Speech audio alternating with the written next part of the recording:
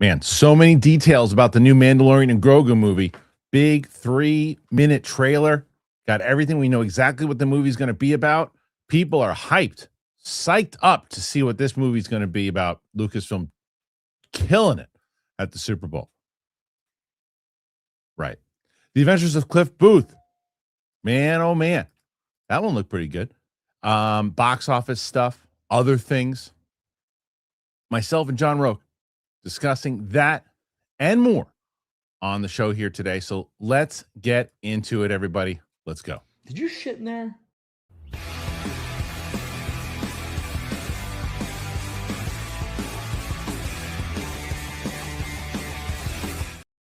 I didn't, but Lucasfilm did. Ladies and gentlemen, joining me on the show every Monday, John. How are you, sir? What's up, everyone? I'm still dancing from the halftime show. What's up, buddy? How you doing? How are things? Dude, Thank you. I mean, look, so I was already, first of all, my legs are killing me. I'll just tell you that. leg day, workout today. Oh, dude, today was rough. Never skip leg day. Today was rough. So I was so glad because with the whole rumors of what was going on with the trailers and everything else this week, right? You know, Avengers, Doomsday was supposed to happen, and and then Spider-Man and all this, and then like, okay, when they started to say no, that's not going to happen, I was like, because I was going to drive from my place to my office and I was going to do reactions, and I'm like, wait a minute, this isn't 2012 anymore. They don't treat the Super Bowl in this way because the amount of money that they charge for it, the little dinky spots, no one's really getting excited for this stuff. So I ain't doing it. I don't think I'm going to take the risk. And I was right. Yeah. Because what a wet fart of trailers. Overall, no excitement whatsoever from anything. The Cliff Booth thing was pretty good.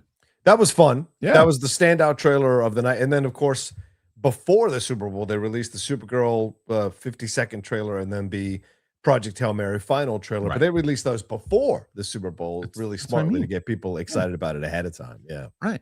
And that is the major point. What you just said right there was to try to get people excited beforehand. And I am telling you more. So we've been discussing this. I think, and I'm telling you, I don't think Dave Filoni and Star Wars, and I don't think they have a problem. I don't think that they think that there is an issue. I think that they're still acting as if Star Wars is the hot property that it used to be.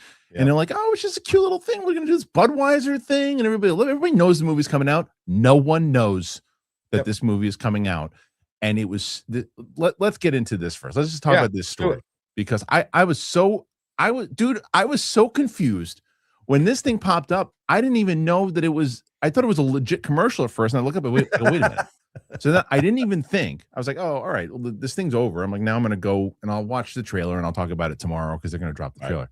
And then no trailer comes out. And Luke texts me and he goes, what the hell was that? And I'm like, that's it? I'm like, that's all that they did? So here's the story. Sorry. Where is it? Give me a second. Okay. The Mandalorian and Grogu. So yesterday they dropped this thing. Lucasfilm Disney had premiered the Super Bowl spot for Jon Favreau's new Star Wars film, Mandalorian and Grogu. Project was initially conceived as a 4th season until the strikes in 2023 led to the season being retooled as this film. A new version of the Razor Crest ship will appear in the film, the first big screen outing for Star Wars since 2019. Filmed throughout the last third of 2024, film sees Pedro Pascal reprising his role as Din Djarin, I always say it wrong, and is joined by Sigourney Weaver as Ward, veteran pilot for the Rebel Alliance, and now colonel who leads the New Republic's Adelphi Rangers. Got a lot out of that spot. Also starring our Jeremy Allen White as Rhoda the Hutt, the son of the crime lord Jabba the Hutt, and Johnny Coyne as a warlord controlling some of the remnants of the Empire. All right, and this is the thing that they showed. I'm not going to show this. Am I wrong, or they are completely dropping the ball on the marketing here? This was horrible. Yeah, when this played during my live watch along last night of the Super Bowl, I said the same thing as I was watching. I was like, there's an unearned confidence to this spot that I just do not understand. Like I think you're so right, Kristian. They're living in some fantasy land where they're like, everyone's on board with us, everyone's excited, everyone's happy to see it. Now we're gonna make a little funny little aside, but you all know what we're talking about, and we'll get Sam Elliott who'll do the voiceover. Wasn't it Jeff Bridges? Great voice. Or was it? I think it was Sam Elliott. Maybe it was Jeff Bridges. I don't know. It was an old man either way. But like when it was done, you were like, what was the logic of any of this? Not because like we can't take a joke or we can't get where you're coming from. Of course we get where you're coming from. You're making fun of the Budweiser Clydesdale ads, and that's fun. No problem. But it's not like people are excited for this property so that you can do this, right? That's it. Doesn't make sense. That's it. That's the point. Because people are like, oh, it was a fun homage to the commercial. Yeah, of course it was. But that's not, if that was the Force Awakens, great. Do it all day long. Right. Put Chewie and Han on a freaking thing, and great. Everybody's excited about it. They know it's coming out. You've got to promote this thing. It comes out in May. Yeah. No one knows what it's about. They had the one piss-ass trailer that came out 2 years ago at Celebration that they just, regurgitated and put out. And it was it was an embarrassment. It was an embarrassment. It was because people who are going to defend it, the same old people. I love everything. It's like, no. They were just doing this to have some fun with it, guys. The point is they're so lost in what is happening with the property. You have to gain excitement. It's February. You just spent how much money on this spot? $10 million? $7 million. $7 million. You spent $7 million on that? Yeah. Put together a freaking little teaser and then release it on YouTube and show us what this movie's about. This screams Filoni. This screams that they're not aware. Like this screams a complete disconnect of how people are looking at this movie.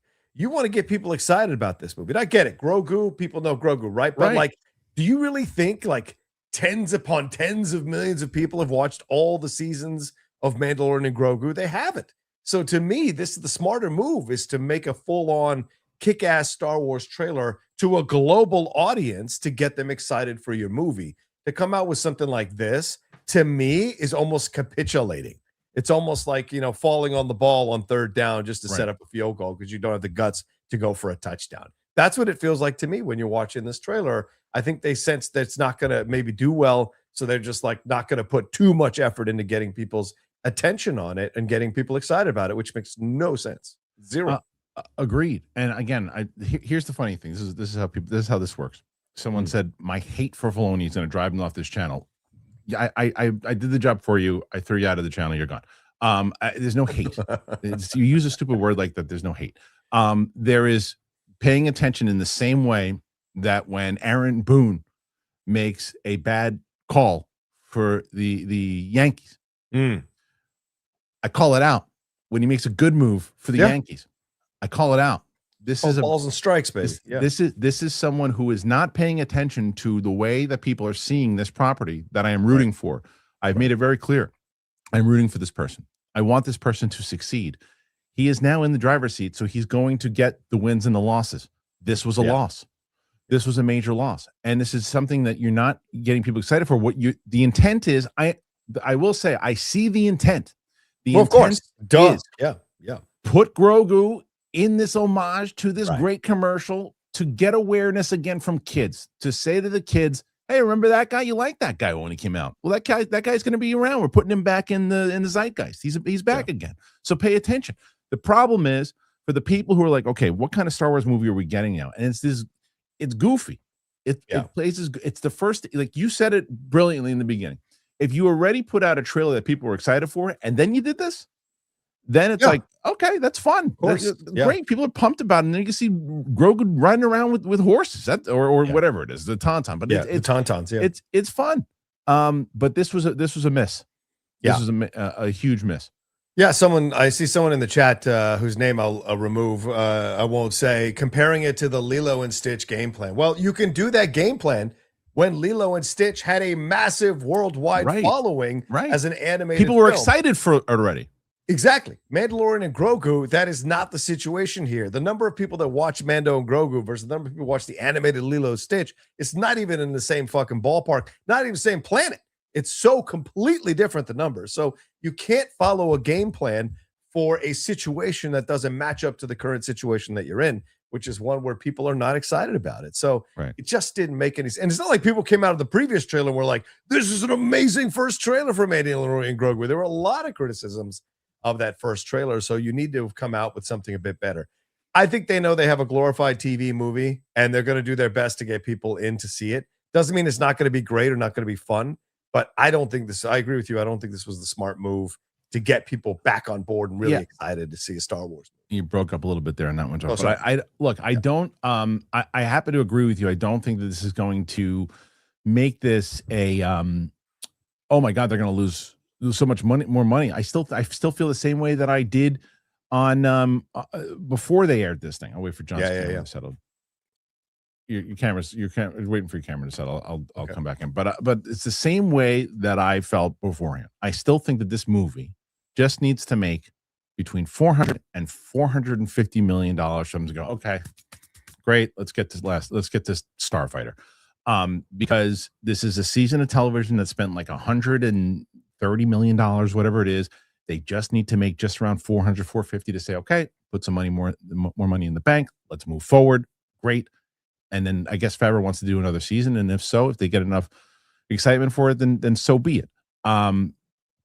So I think that overall, I think that it's not going to lose them money. I just think you're just not getting, I mean, this spot is not losing money. I don't think you're just not getting hype on it. No one's talking about it today. No one's talking about it today. You should, people should be talking about it. Was a Star Wars boring ass Super Bowl. You should be talking about the movie trailers coming out of the commercials.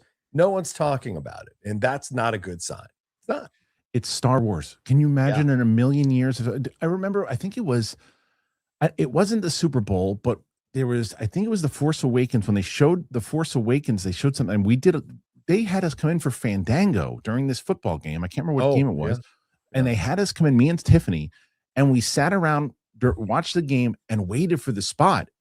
And like, okay, here we go. And it was a big hype, and Mike Tirico was promoting it like this huge freaking thing, and everybody's so excited about Star Wars, and then it was a huge trailer, and people were hyped about it. People were talking about it for like the whole week.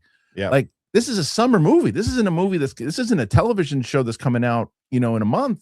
This is a major movie that's coming out in May for them. So, this was a huge drop of the ball for both Disney, Lucasfilm, and Star Wars in general. Yeah, and now if you come out with a trailer, let's say March or I guess to get people excited, March or April, and it's not a banger trailer, then people are like, well, this whole rollout has not been that great. It that's doesn't the magic trick. Yeah, you're right. Yeah. Now that's a question. Now, mate. Yeah. Here, and to that person that I threw out that maybe never comes out again, who cares? But the point, what I would say to that person is this.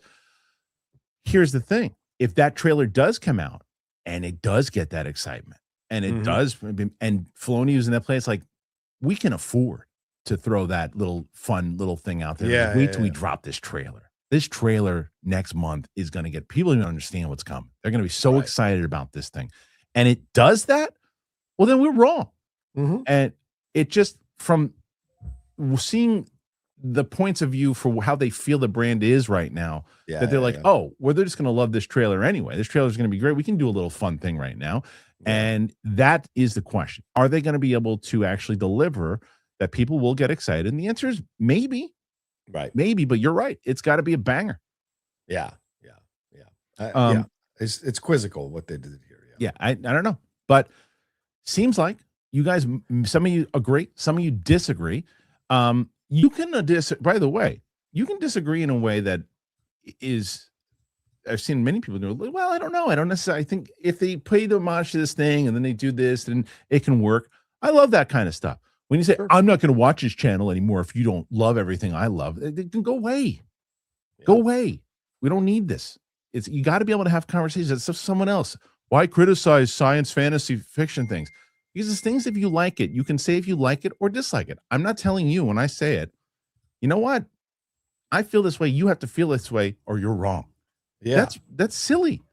So you can have conversations. That's the point of it. It's one of the reasons that this country is so fucked, because people can't have conversations anymore because your point, it doesn't matter if it's about fantasy or if it's about politics. if I don't feel the way you do, then I'm on the enemy side. I'm on the Yankees. You're on the Red Sox. It is so disgusting and terrible, and we learned nothing. And this goes for Star Wars. I'm talking about for this. The fact that I can't say, well, I thought it was a bad move. I'm going to talk about Filoni. I'm never coming back. Get the fuck out of here. The fuck out of here. You should be able to say, I don't agree with your opinion. I don't agree with your opinion. I think the thing was fun. It looked good. I think Filoni's doing a good job. You're allowed to say that. You should say that. But stop with if you say that what you don't believe, if I believe this and you don't, well, then you're wrong and I'm not watching your shit. Get the fuck out of here. Yeah. That's it. Yeah. Anyway, what do you guys think? You like it? Not like it? Put your thoughts out there. I want to see. All right, look. Sometimes I get hungry, and that's why I'm in a mood. I didn't eat my Factor today. I will, and you guys should too. I'll tell you about Factor. Then be right back. Factor. Oh, man. I love Factor. So I know it's freezing out right now. It's so cold. And some people go, you know what? I don't even have time to cook right now. Factor makes healthy eating easy. It's fully prepared meals designed by dietitians and is crafted by chefs. So eating well without planning or cooking is possible. What I love about it is the quality of it. You see it, you're like, oh man, this looks good. Does it taste as good? Sure does. It's got functional ingredients. It's proteins, colorful veggies, whole food ingredients, healthy fats, no refined sugars, no artificial sweeteners, no refined seed oils. There's meals that fit your goals and your schedule. Healthier eating, it's calorie management, and there's more protein. I love that there's like 100 rotating weekly meals. It keeps it fresh, and it's delicious throughout the wintertime. So you can use your different options, whether it's high protein, that's what I'm doing right now, calorie smart, Mediterranean diet, salads, ready to eat salads. And there's even a new Muscle Pro collection, which supports strength and recovery. It's always fresh, never frozen, ready in about 2 minutes, no prep, no stress. You guys know how much I've been trying to get my health in order and having the meals possible and having the right meals, and that's where Factor fits in. I use it. You should too. So head on over to factormeals.com/Christian50off. Use that code Christian50off and get 50% off and free breakfast for a year. Who doesn't like breakfast? Eat like a pro this month with Factor. New subscribers only, varies by plan. One free breakfast item per box for 1 year while subscription is happening. Thank you to Factor. Always excited to have them on the show and appreciate you guys. Links in the description, everybody. So help yourselves out. Get yourself some Factor. Did you take a look? Well, I guess we can still cover the rest of the I echo everything you said. Why can't we just have discussions and debates and not assume that if one person doesn't agree with you, they're the fucking worst person in the world? For God's sakes. Well said, Chris. Thank you. This morning I was having a conversation with somebody. We were talking about these things, and I get people who ask me all the damn time. They'll be like, and I saw someone say it last week. They're like, oh, this is the middle of the road thing Christian does. Is so weak. At least Grogu's got the balls to say this and say that. I'm not sitting next to Fox News correspondents and CNN correspondents. I'm talking about Star Wars and He-Man. You want me? Well, what's your current thoughts on what's going on in the Middle East? Fuck you. What do you want to know what I care about? Yeah. What do you want to know? What do you care about what so you can say I'm wrong? So you can then say, oh, look at this clip out. Look what he said. Oh, Kristian Harloff said this, and he thinks that this and this. I said, what do you care? Because you want to see if I agree with you. That's what it is. You want to see if I'm on your team, right? That's what it is. You want to. They only care because they want to see if you're on their team. If you're not on their team, they're going to clip you out and show the other team. You know, they're going to show their team why. Oh, he could have been on our team, but instead he said this. It's not teams. It's not teams. Like, this is the other thing that was funny. I was talking about like just in political issues in general, right? Which we won't get into diving into. I know. But I do. Like, I'll tell you this. There are things that I agree with that conservatives agree with, right? Mm-hmm. Mm-hmm. Oh, my God. My liberal friends are going to go crazy. I agree with some things that liberal people say. Oh, my God, you're a woke fuck. Blah, blah, blah, blah, blah. You're allowed to do that. Yeah. There are topics that people lose their minds about that I'm not voting in Congress. I'm not voting. So I can have the balls to say, well, you know what? I don't believe in that. I feel like this. Oh, really? Then you don't believe in this and that? It's so stupid. And it's the same thing with movies, and it's the same thing in general. And I'm just over it. I'm just over it. And it's like, I don't need this. You don't need to hear what do you care about my opinion for it? Because I stay very true to the fact, and you know this, you and I differ on this. I don't think award ceremonies should be political grandstanding. I don't. I think Twitter and Facebook and all that stuff, because I'm following, because if I'm following you, if I'm following John Roca on Twitter, I look at your thing and I go, this guy's going to talk politics. It's what he does on his political platform. If we were doing the Schmodown Awards and you won for best heel, and then you did a speech about, something, I would say to you behind stage, what are you doing? I would never do that. Right. I would never do that. Right. Most people do. It's not appropriate. No, you're breaking up again today. What's going on with your internet? God damn it! Really? It's a little better now. A little better now. Okay. But it had some. Yeah, I mean, I think, but I don't think there's you and I differ on this. I don't think there's a blanket generalization on it. It's all about what is it you're speaking out about, or does it apply to what you won your award for? And I think those are the things that you have to. The latter, I agree with you. I agree with you. But for me as a Latino and things that are going on, I'm happy for anybody to speak out about what's going on. I really am. But in other things like, hey, the climate is getting worse, or like that to me is not necessarily on my radar for this kind of stuff. But things that are really that potent, I think it is good to speak out on that kind of stuff. But I also think you have a right not to. So I mean, it's your choice. People said that you're not breaking up for them. So maybe it's a me thing. So okay, yeah. Oh, that's good. It was just breaking up for me. I was concerned. I could hear you fine, but the breaking was breaking up. So maybe it was a me thing. I have no idea. Yeah. Anyway. Yeah. So what do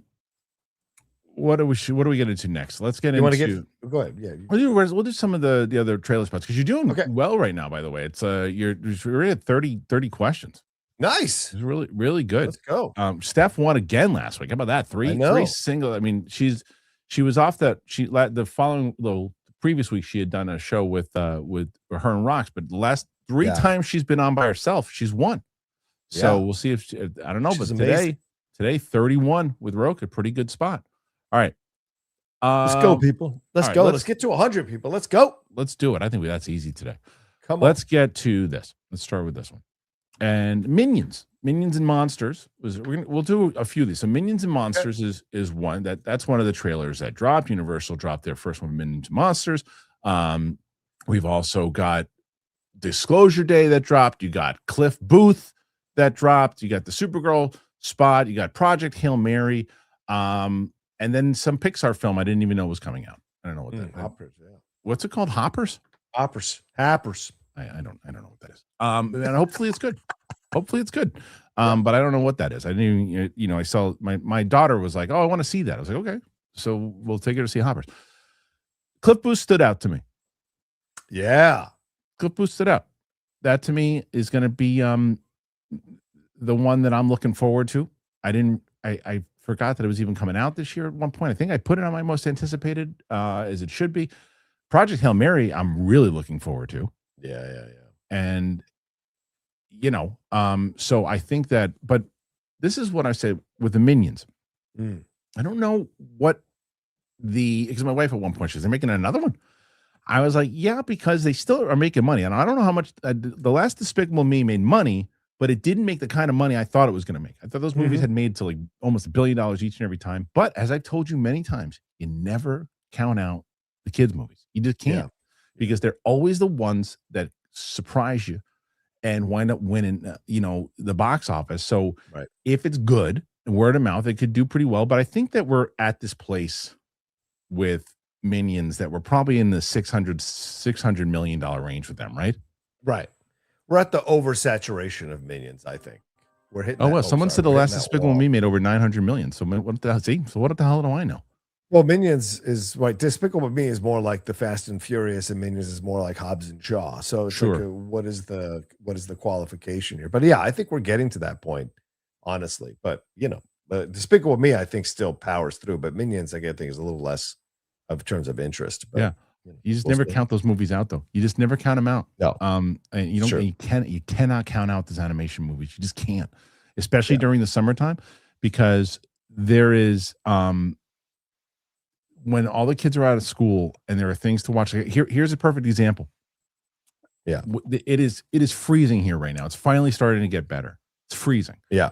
Last weekend, I was like, okay, should we take my little one to the movies? And she's like, I want to go to the movies. I was like, great, let's go to the movies. I look, there's nothing playing for her. Nothing. She can't, there's nothing out there that she can watch. So when the summer hits, and if it's like, okay, Minions is out. Let's go see Minions. Let's see Hopper. Let's see this. So that's what I'm curious about. Yeah. Yeah. But you were right about the Cliff Booth thing. Just to circle back on that. Yeah. I think a lot of people were concerned that Tarantino was going to. I think a lot of people were concerned that Tarantino, like, they weren't going to have the same kind of energy, right? But I think Fincher came in, and any doubts you would have had that he was going to capture that 70s exploitation grindhouse kind of energy went right out the window after that trailer. I love them, like, scratching out maybe the nudity or the logos or the brand, whatever it is that they were scratching out there. Funny. That was genius. Yeah. Elizabeth Debicki was almost unrecognizable. I didn't know who that was. I thought it was Cameron Brink, the player for the WNBA. I just was really shocked. So I love all of it, and I think it looks like a lot of fun. And I totally forgot, and I didn't even know there was going to be a trailer for this. I don't think I read anywhere that there was going to be a trailer for this. It was a nice surprise. Yeah, I love that we saw that. Again, to me, going back to our previous conversation, Project Hail Mary, I think, is marketing itself brilliantly.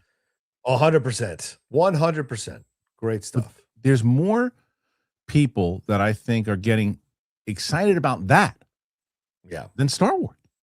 And it just looks interesting. It looks different. And so I was really on board with that one for sure. Oh, as far as the commercials and everything else went, I don't know how I felt about. How did you feel about the Good Will Hunting one? I thought I liked it because I like Affleck doing a Boston guy, the Duncan stuff. I thought it was a lot of fun, but I thought the hype for it wasn't as strong. I thought the result wasn't as strong as the hype. Yeah, that's what I would say. It was like that to me was well done nostalgia bait. Yeah. You know, it's like, hey, you know, there's certain. It was built for our generation. Yeah, it's like, hey, look at all these people that. Look at you old fucks. You're getting old. Look at this. And I was like, hey, it's fun. Hey, so-and-so. I didn't know what the commercial was about. They're doing, this is Good Will Hunting. Sure it is. There's Urkel's there. And I'm like, all right, great. It was fun. That I had fun watching. Oh, and I did also, I loved the William Shatner commercial. Oh, yeah. That was good. He shat on the chair thing, whatever. I laughed out loud for that one. But I thought for the most part, you know, the Super Bowl itself was like, I went up picking up my daughter. She was at a party. So I was like, it says something like normally if there was, I'm like, oh my God, I got to go get her right now. I'm going to miss half the game. Listen to radio. I was like, who cares? I came back and I was like, watch the rest of the game. It's fine. Yeah. The game was a slow suffocation. It's like watching someone just completely beat someone up and then just choke them out for a few minutes. Like watching UFC. Their Patriots were not ready for that yet. They weren't ready for that stage. They're way ahead of the schedule. 100%. Yeah, I agree with you. Good for kind of. It's kind of a meh, right? Meh commercial overall. Meh trailers overall. Yeah. My daughter loved that one, the Meh commercial. My little one loved that Meh commercial. And it was, you know, what's funny with her is that she's 8 years old and she's like so excited to watch and get all the snacks. And we put all the snacks out. My wife made these delicious freaking meatball sandwiches. This were so good. Oh, nice. This whole thing we're like, oh, great. Game doesn't even start. We were watching the pre-thing and everything. Then she's like, I'm bored. I'm leaving. I'm like, you're the only person to watch this thing with me. And then she's like, come on, what are we watching this for? They don't do anything. The game hasn't started. And the game finally starts. Yeah. And my wife, rightfully so, because my daughter's like, I don't want to watch this running around. And I go, you got to watch the game. My wife goes, honey, she's 8. Teach her a little bit more about the game and maybe she'll like it. And I go, it's a great point. So I started telling her a little bit more about it. I'm like, watch for the first. And I told her the simple way to look at it. It's okay. You got basically 4 chances if you want to cross over that yellow line. And if you can do that, and you know, explain it to her, then she watched like the rest of the half with me, and it was nice. pretty good. So that's good.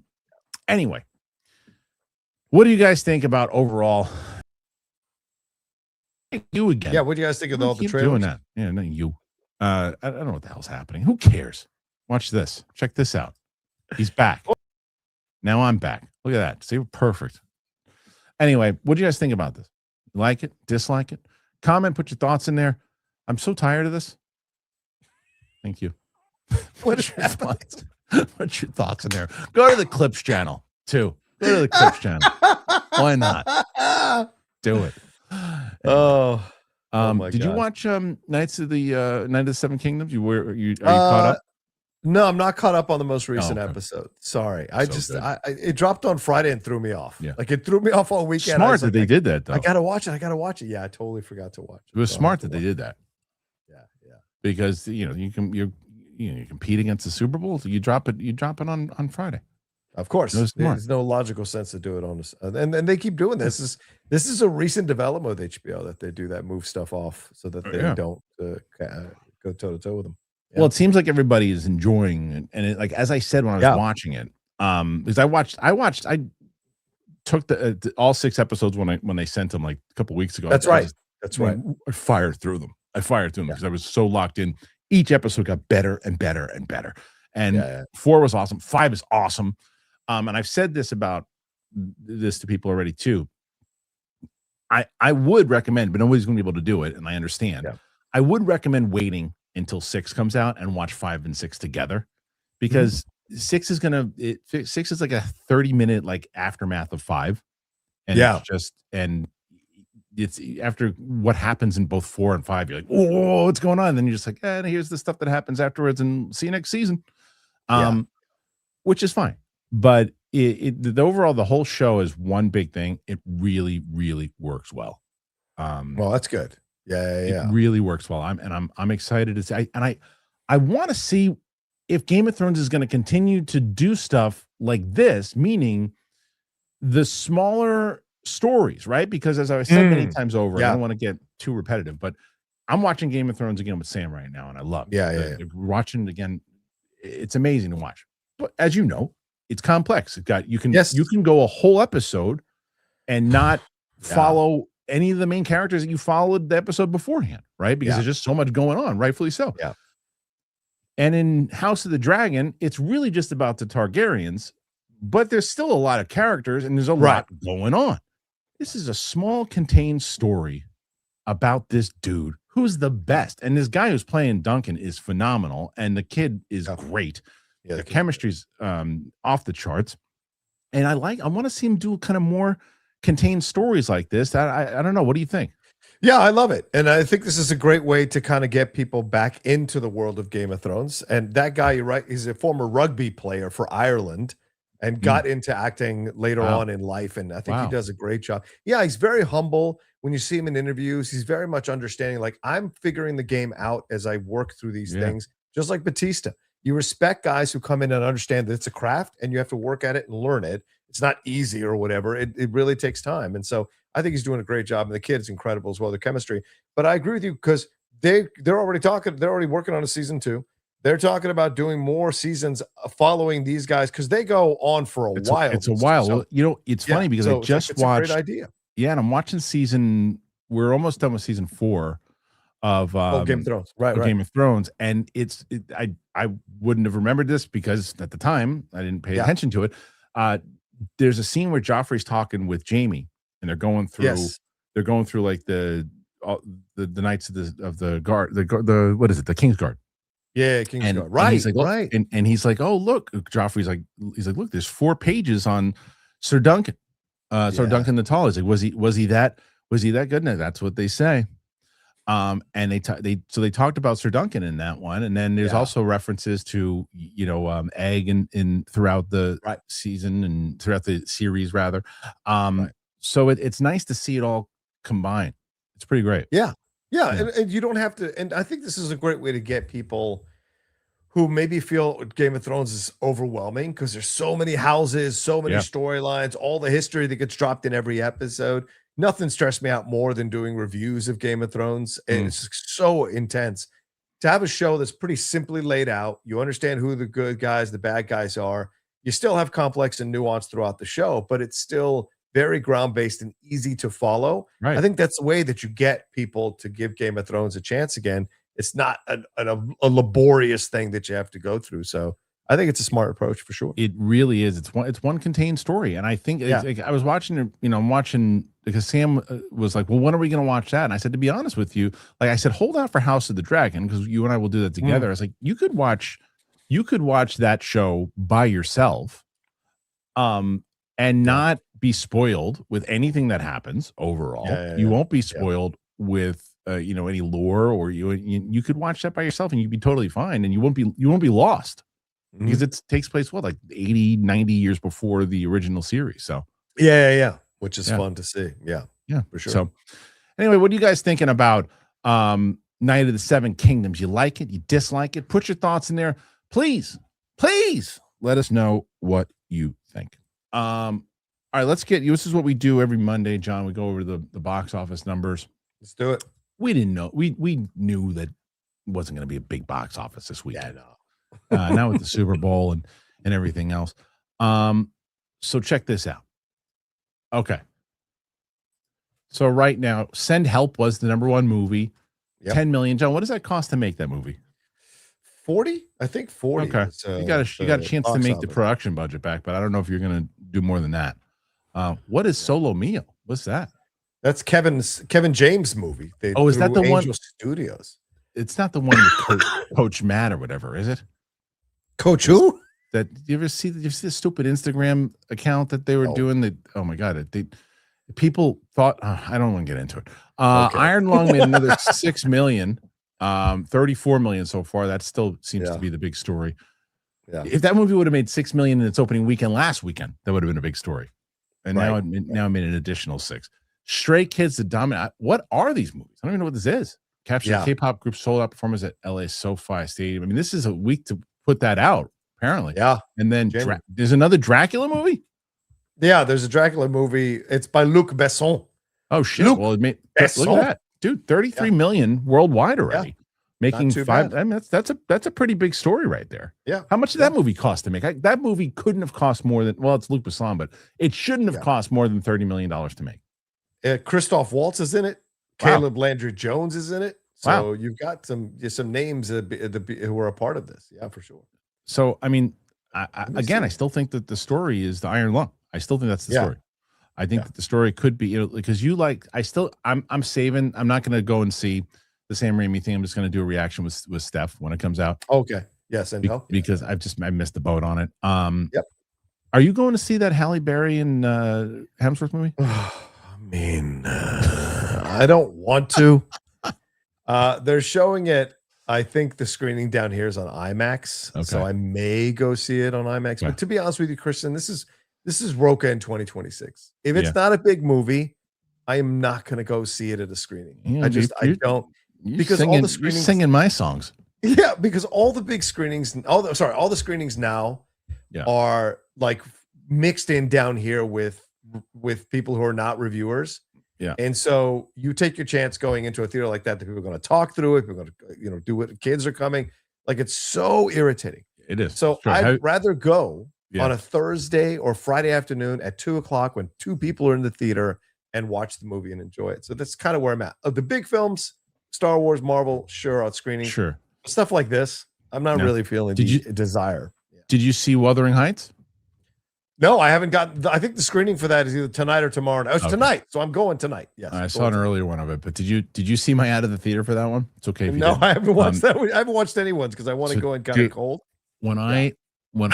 So I don't want to get into the whole thing because I brought it with Steph, but you will get a big kick out of this. I did my reaction to it.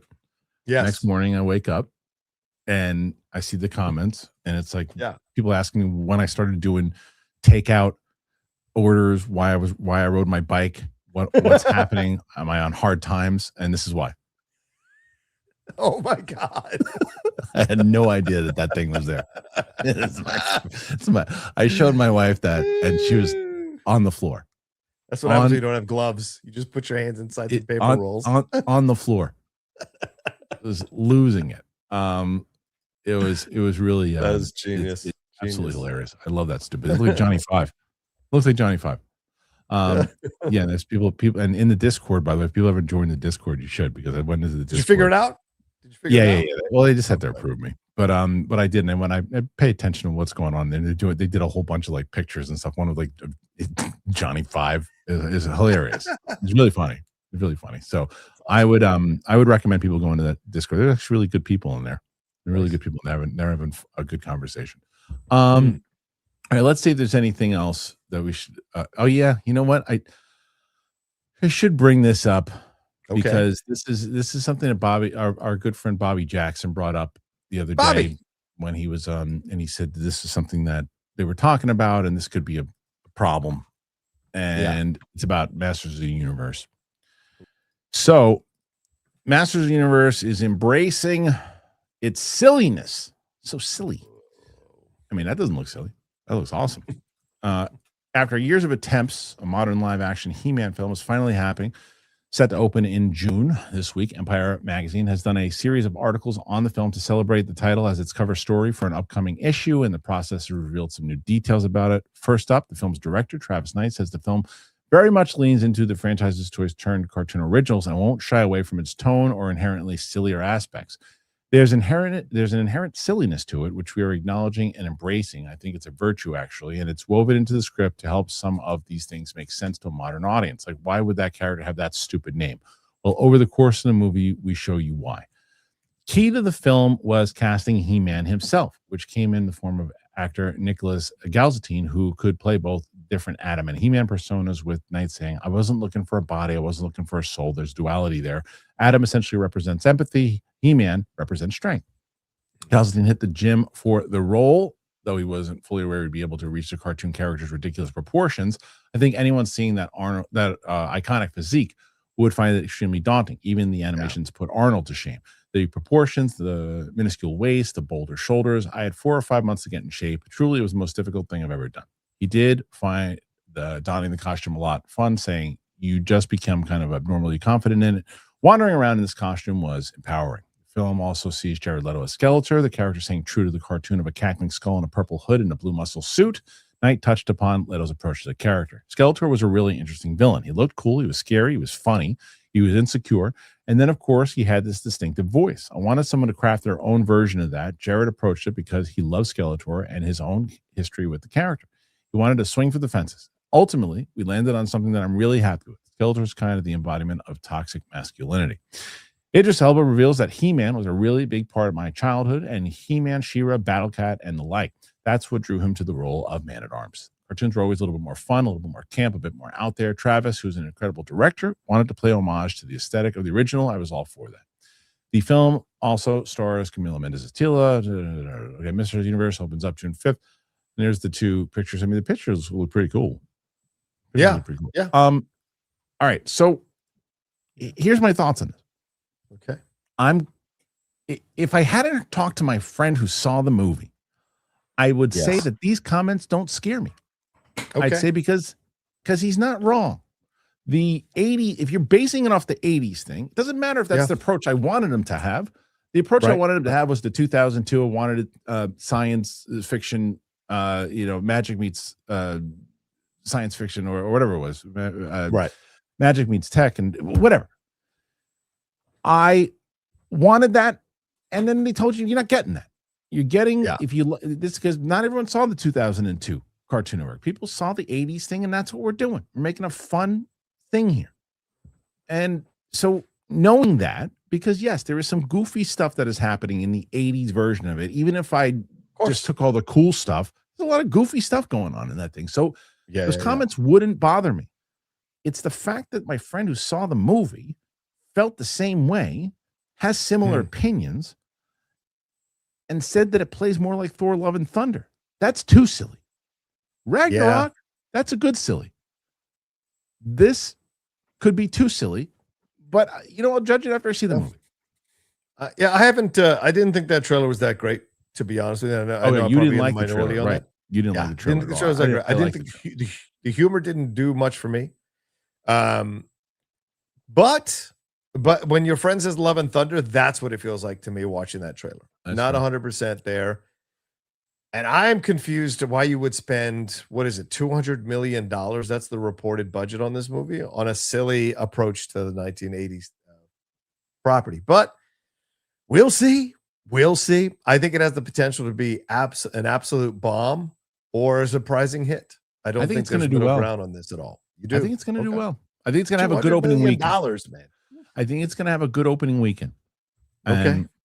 And I think that if people don't hold it to the standards that I do, which I don't think people will.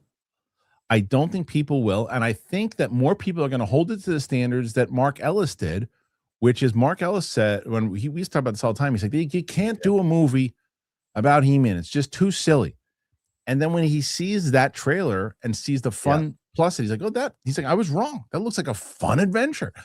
If you throw that rod out and you get people to feel the way like Ellis did and other people did, and get people feeling, that looks like a fun time at the theater, that's what is going to, I will tell you right now that I think that this movie has way more excitement behind it than Mandalorian and Grogu. Okay. You don't think so? Right. You don't think there was more? You don't think there was more people getting excited? I know you didn't like the trailer, but I got to be honest with you. No, you're right. People are more excited. Well, how can I say this? I'm not as tapped in on that kind of stuff, so I don't think I can offer a really astute opinion on the situation. But certainly the people responding to my reaction to Masters of the Universe, because it wasn't a positive reaction overall, there were many more people telling me I was wrong on my reaction. And with the Mandalorian Grogu, by the way, sorry, you can LOL no all you fucking want. You look at the numbers on the trailers too. He-Man trailer did significantly better than Mando. So LOL your ass. LOL your ass. Roll around on the floor, keep laughing, and then go look at the numbers and come back. LOL. And if it really laughing, if it does better. Yeah, and if it does better. My concern though is first of all, I've been on the receiving end of some of Mark Ellis's judgment calls on things, so I don't 100% put a lot of faith in that. But I will say this. It's an interesting time to drop it June 5th, because it's like 2 weeks right after Star Wars, but then Disclosure Day is the next week, along with Scary Movie 6, and then Toy Story 5 after that, and then Supercroft. So this is a stacked June. And I wonder if it's going to make the money that people hope it's going to make, if there's all this competition for people's allow dollars. me to retort, please, because I actually think that that's a good spot for them where they are. And they bring that release schedule up, because it's a matter of different audiences, right? So let's go to where, if we got, because May 22nd we'll start with May 22nd when Mandalorian and Grogu comes out. Okay, so let's bring this up. Hold on. Okay. All right. So here's the schedule overall. And so if you got Mandalorian and Grogu will win that weekend. Now, what it does, I don't know overall, like the opening weekend. It will win May 22nd. It will win May 29th. Okay. I think He-Man knocks it out of first place when it comes out in June 5th. It will. That's when Mandalorian and Grogu will start to fall off once He-Man comes out. So He-Man will. I don't think they're intimidated by Star Wars. I don't think they're worried about Star Wars. I think they come out there, they win that weekend. Now, Disclosure Day and Scary Movie 6 will pick at the box office, but they're different audiences in general. I think Masters of the Universe will be something you can take, younger kids too, teenagers too, or it might be. It's going to be that kind of thing. Disclosure Day is going to be, at a mid 20s old people movie, and I'll be there opening day. Can't wait. Scary Movie 6. I don't know if the audience is there for that anymore. Maybe I'm wrong. Yeah. Naked Gun didn't do great. I loved it, but it didn't do great. June 19th is Toy Story 5. Very different audience. So I think that if Masters Universe is good, it will to agree with you. If it's not good and people feel the way that you did about the trailer and it doesn't play well and people are pooping on it, it's dead week 2. Yeah, People like it, then Supergirl's going to have a problem too, because Supergirl, if He-Man becomes like a massive hit, which I don't know if it will or not, but if it does, that's its biggest competition, because if it's just doing okay, once Supergirl comes out, it knocks it off its pedestal. Right. But I think Mandalorian Grogu has week 1 and week 2 to make its money, and then I think He-Man's going to knock it out. I see some people, I think I should give credit to Carla in the chat saying, well, if it has the energy of Dungeons and Dragons, then I'll love it. And that's great. Yeah. Dungeons and Dragons didn't make a lot of money.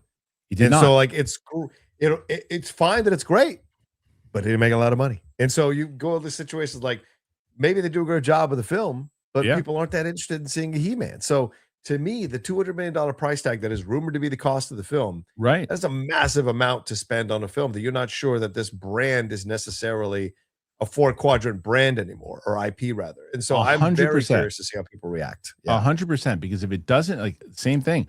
If first of all, if Mandalorian Grogu winds up being really good and people want to get back to see Star Wars again in the theater, which I don't think is going to happen, but if it does, then He-Man's in trouble. Then then the gamble doesn't pay off. Right. I can guarantee you that if Starfighter or episode 10 or whatever was coming out that weekend, He-Man wouldn't be coming out in June. It would try to get as far away as possible. But with this, I don't think anybody's really scared of Mandalorian and Grogu right now. But if it's good, then by the time you get to that 3rd week, it could be a problem. But nonetheless, I don't even know how the hell do we even start talking about He-Man? Oh, because of the He-Man story. Right. There you go. Perfect. Perfect. So as far as tone goes, I don't think that necessarily. I think I understand what he's saying. I really do. I understand his approach. It's a matter of, I'm going to tell my friend that I disagree with him when I see it. I'm like, no, I thought that played more than Ragnarok than Love and Thunder. I kind of disagree with you. Or if I'm going to go, you know what, you're right. Dan, I want him to be wrong. I want him to be wrong. But we'll see. What do you guys think? He-Man going to do well? Yes? No? No chance in hell. Put your thoughts in there. Let us know. All right, last one. Let's switch it up. Let's do some Marvel talk. And let's see. I think I took John off audio. Sorry, John. Marvel. Let's talk about this story about the Punisher. Yeah, so I'm looking forward to this. I think John's looking forward to this. Punisher special presentations title harkens back to the Infinity Saga. And it is John Bernthal is great. It's a great shot. Upcoming graphic novel has revealed the title for the Punisher special presentation coming to Disney Plus this summer and harkens back to Marvel Studios' Infinity Saga. Interesting.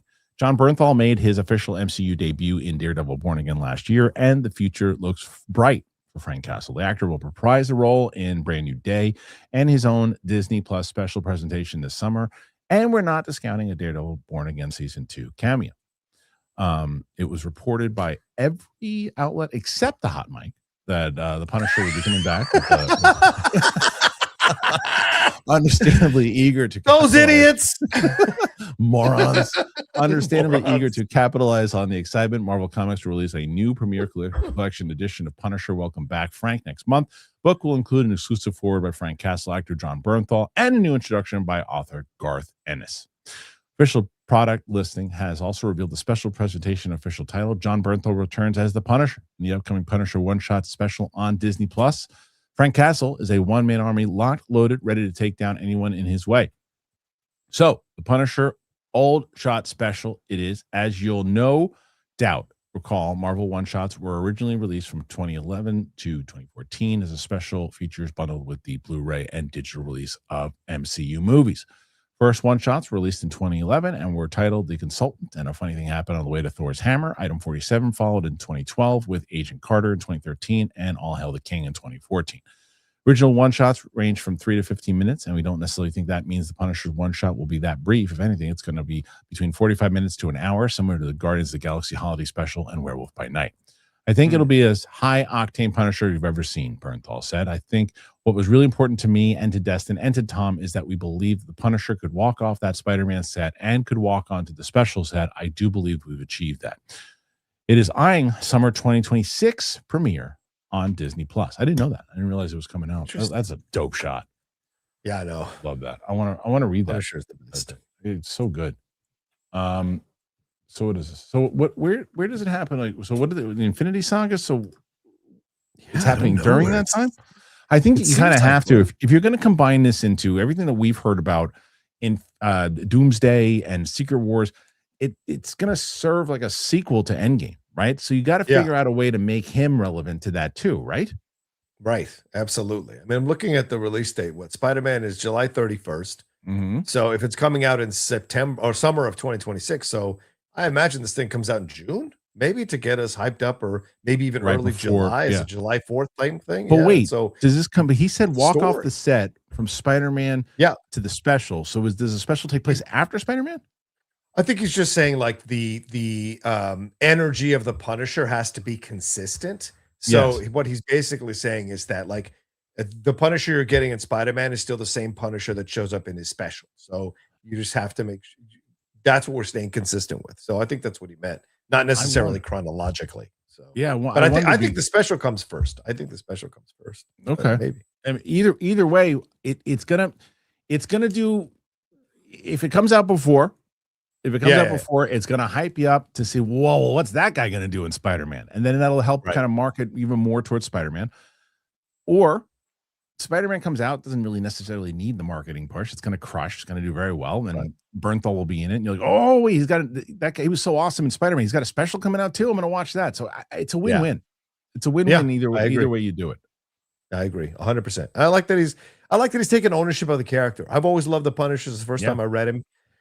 So the fact you got someone who's finally come along who really understands what's important and wants to protect the character, I think that's amazing. So I love what John's doing with this stuff. He made it very clear that he wouldn't come back unless they really took what the essence of what the character was, and they certainly did in that Daredevil series, Born Again. I thought they did it. They weren't afraid to shy away from how he was. He kicked a lot of ass in that one. I feel like this special will be rated R, or I mean, it's not it don't really, or mature TV, whatever it is. For sure. I think so. So that's it. So thank you guys for that one. I'm curious now what you think. Punisher. Excited to see it. Put your thoughts in there. Let us know. All right, John. Time to do it, man. 48 questions thus far. 48? That's pretty damn good. Oh. 48. Before we do, tell us about the channel.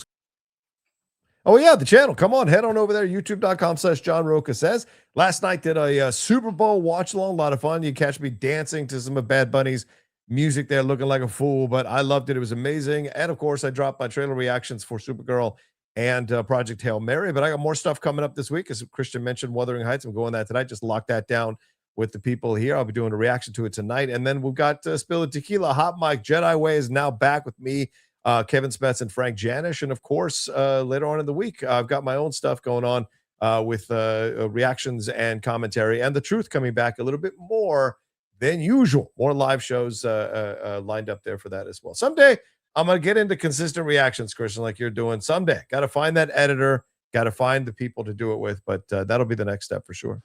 Yeah, it definitely is. I love revisiting Game of Thrones. It's been a blast. It's been fun to watch it with Sam, and I'm doing we got stuff with Steph that we're doing right now. I think we're going to do the Muppet special. That's what we're going to do. Oh, nice. Her and I, because I had mentioned the Sydney Sweeney movie for her, and I might as well asked her to sniff a fart in a jar.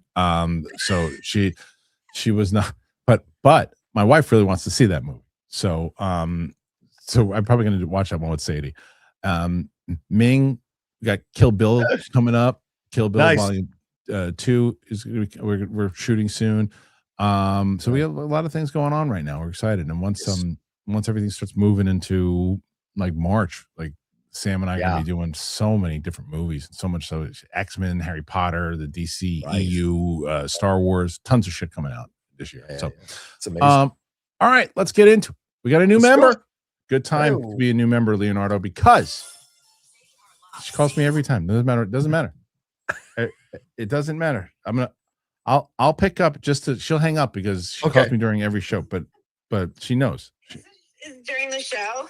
Have you ever called me when it wasn't during the show? I mean, what has happened? Yes. Yeah. I call you multiple times a day. That's also true, but you're consistently consistent when it comes to when I'm on the show, right when we started the questions.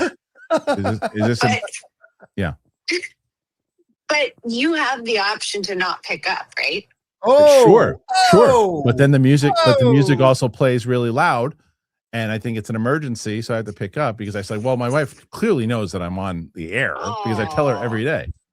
So you feel bad not picking up? Honey, that's so sweet. See? This is what I deal with. All right. I just mentioned that you're going to be watching the Sydney Sweeney movie. Oh, yeah. I'm excited about that. I thought so. All right. I got to go. Bye. Oh, man, 10 minutes. All right. So let's go. Next one. Michael D. Yeah. Now she just gave you permission not to pick up. She said, it's your option to pick up the phone when I call. I know. Just start to get that works out. Yeah, exactly. When do you think the Brand New Day trailer will come? This week, possibly? Oof. I think it'll drop in February.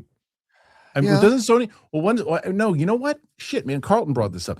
Isn't Sony doing the Hail Mary, Project Hail Mary? Is that a Sony Pictures one? Let's take a look. Who's doing that one? You might be right.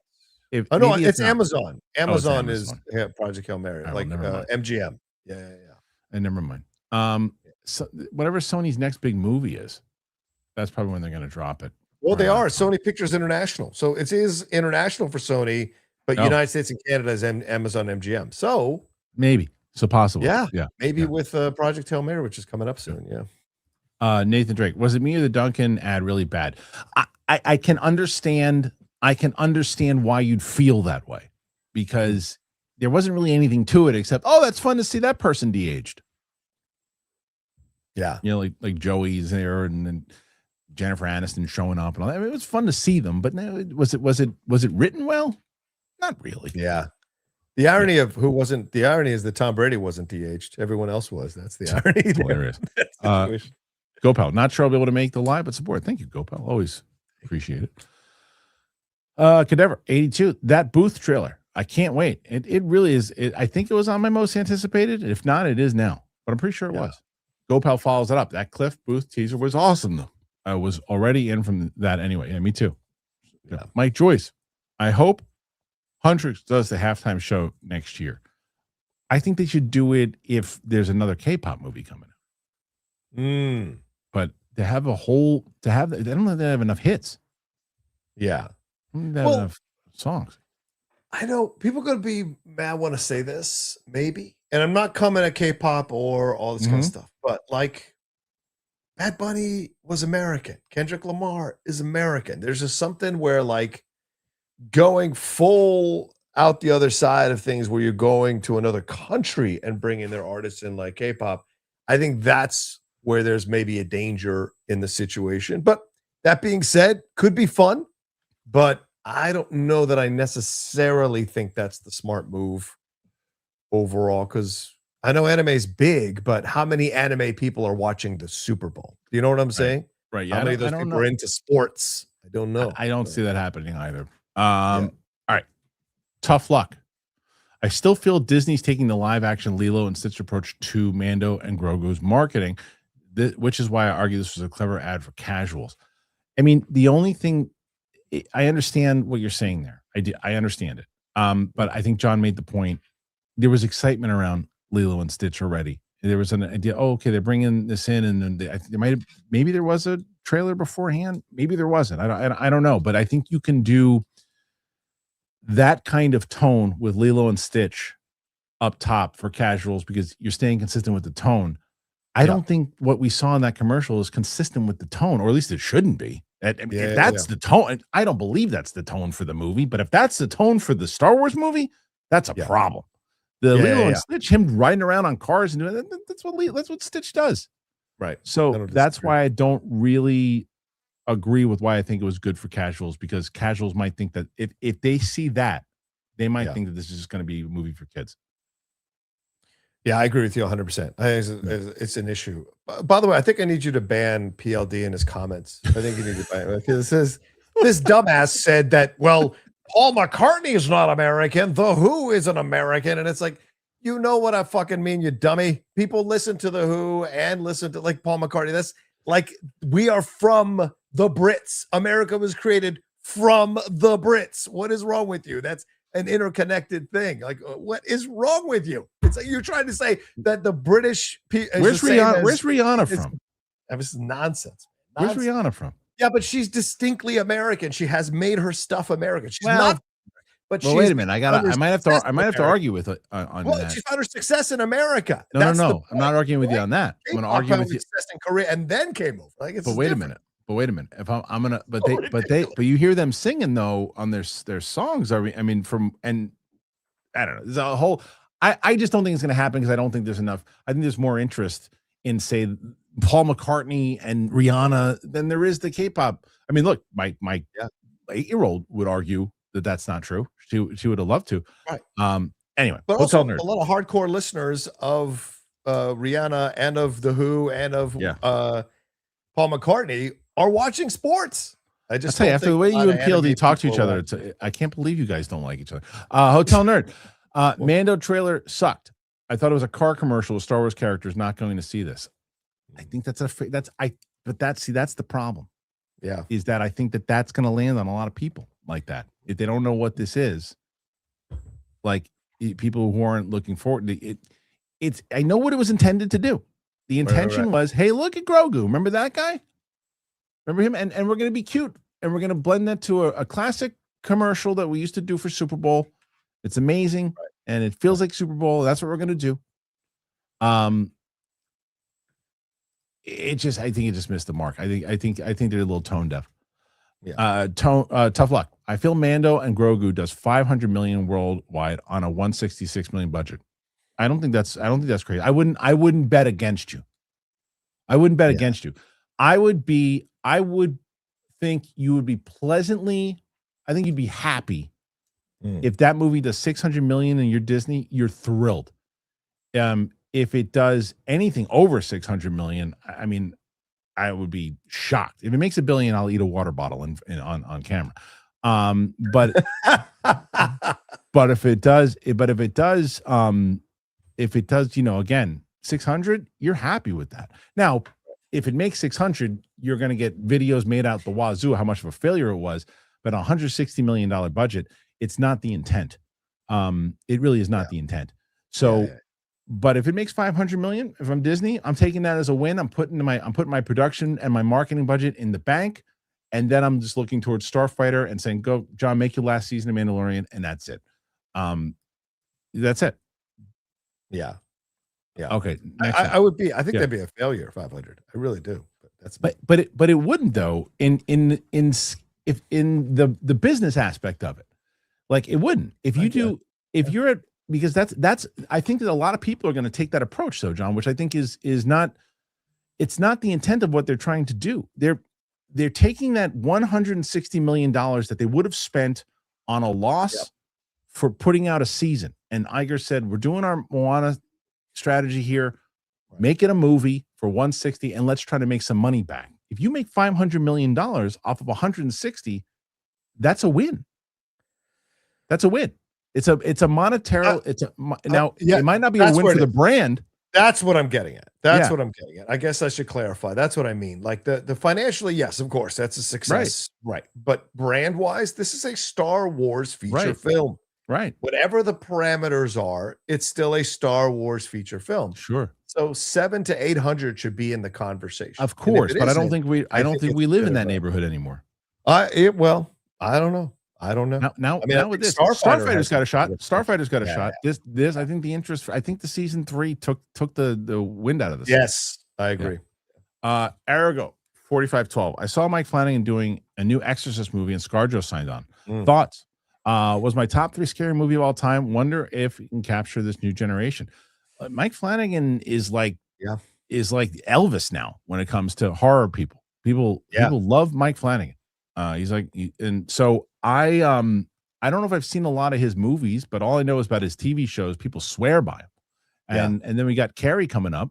There's another one that he's got going on. So, I mean, when it comes to this stuff, this guy's hitting home runs right now. So yeah, quite a few people, because Lawrence Fishburne has signed on to this one, and so he's got quite a lot of people to take a chance and be on board. So they're leveling up, because if you look at the people who started the previous Exorcist movie, and yes, I know it was the original lady who came back, Ellen Burstyn, but the bringing ScarJo, bringing the Murderers Row of actors they're bringing in now, this is a complete leveling up of the franchise. So hopefully it's a hit.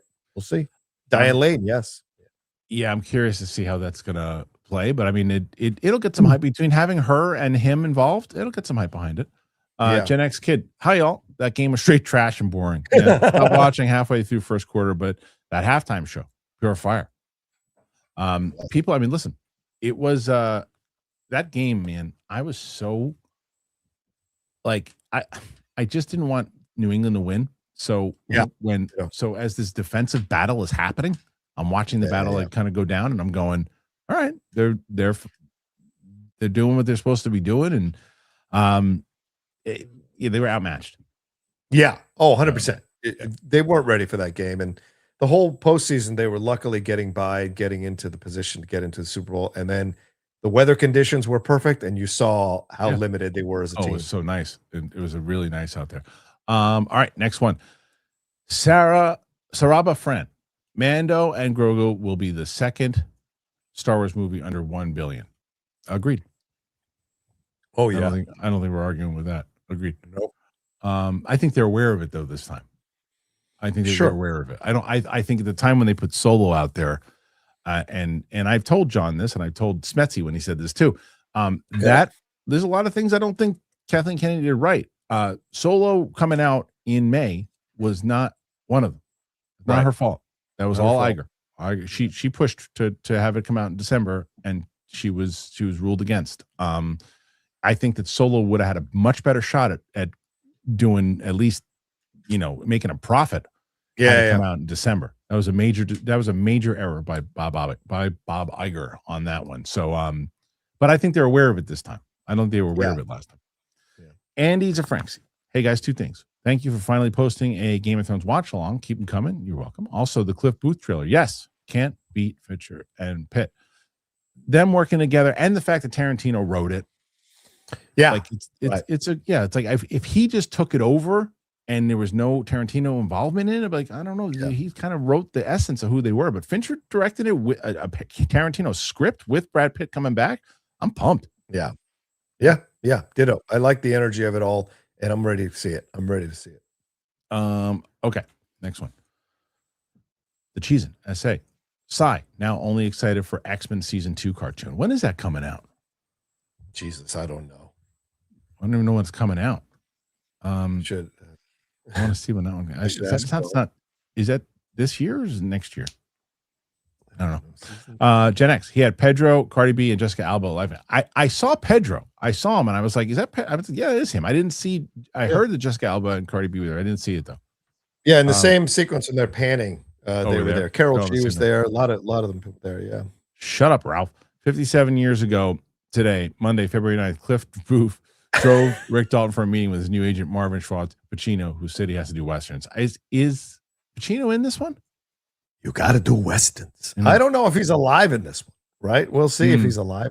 I'm so excited to see what they're going to do. So excited. Yeah. Seattle KO. Congrats to Super Bowl champs, Seattle Seahawks. I'm happy that they won. Very much so. Yep. David Jordao agreed, Kristian. The trailer for Mando was a letdown. I'm still looking forward to it because I love the series. Yeah. God bless you, David. A person who can speak. Oh, thank God. Thank God. I just, this is the kind of comments I look forward to. But the trailer looked like an ad for a Budweiser. Now that you agree, you don't like the trailer. Right. Didn't mean that, now I don't want to see it. It stinks. It smells. You can say that, but you didn't. You said, I still want to see it. I just said the trailer was farts. Everybody, David. Oh my God. David didn't like the trailer means that he's a grifter now. He hates everything. It's the worst. Like the freaking the I Love Everything crew. Can't stand it. If you don't like it, it drives me nuts. It just is bad. Moving on. That's why I've unfollowed the I Love Everything crew. Erica, 4512. Yep. That new trailer for the Brad Pitt spinoff from Once Upon a Time in Hollywood looks great. Yeah, I think that's the one that everybody that hit for everybody. One I most anticipated movies for this year. I'm surprised that Tarantino picked Netflix. Whose deal is it though? Is it Tarantino's deal or is it what's his face? I think I think it was all a package. Like he didn't want to direct it, but he was willing to do sell the script or have the script done by another director. And Fincher stepped in. Fincher has an existing deal with Netflix, so it just made sense. And Tarantino, since he's not making the movie, is not going to take a stand on it or anything like that. So. Right. And if Scorsese can do a fucking movie for Netflix, for a streaming service like Apple, why can't Tarantino and Fincher? So, yeah. Let's see. Next one. This is Armada. For the next hot mic, I want me or someone to ask Jeff if Sean Maroney is in a scoop for a big movie coming out while Roca plays it. Curious if Jeff knows everything. That's pretty good. So, basically what happens is like when we did the donkeys in space, I said to them, I said, look, here's the thing. I said, you can't like bombard their chat with donkeys in space because they'll know right away that it's up. I go, you got to like carefully plot it out. And so if someone asks you, Sean Maroney is the character that Ellis played in Grasping at Straws. That's great. So if someone said, hey, Sean, like you should be on this next time. Someone asked you if Sean Maroney is gonna be like, if you sold it, John, and you were like, my sources say that Sean Maroney, upcoming comedian, he's really crushing it, is up for this role. And Jeff, I don't know if you've heard anything about this. That would be amazing because Penny Barber, he would know. He would know Penny Barber. If you brought a Penny Barber, he's going to know right away. But the question is, Maroney, are we getting fat Sean Maroney or are we getting skinny Sean Maroney, in shape Sean Maroney? Sean Maroney was overweight. The character was. And I have a whole story about what happened to Sean Maroney. I have a whole story.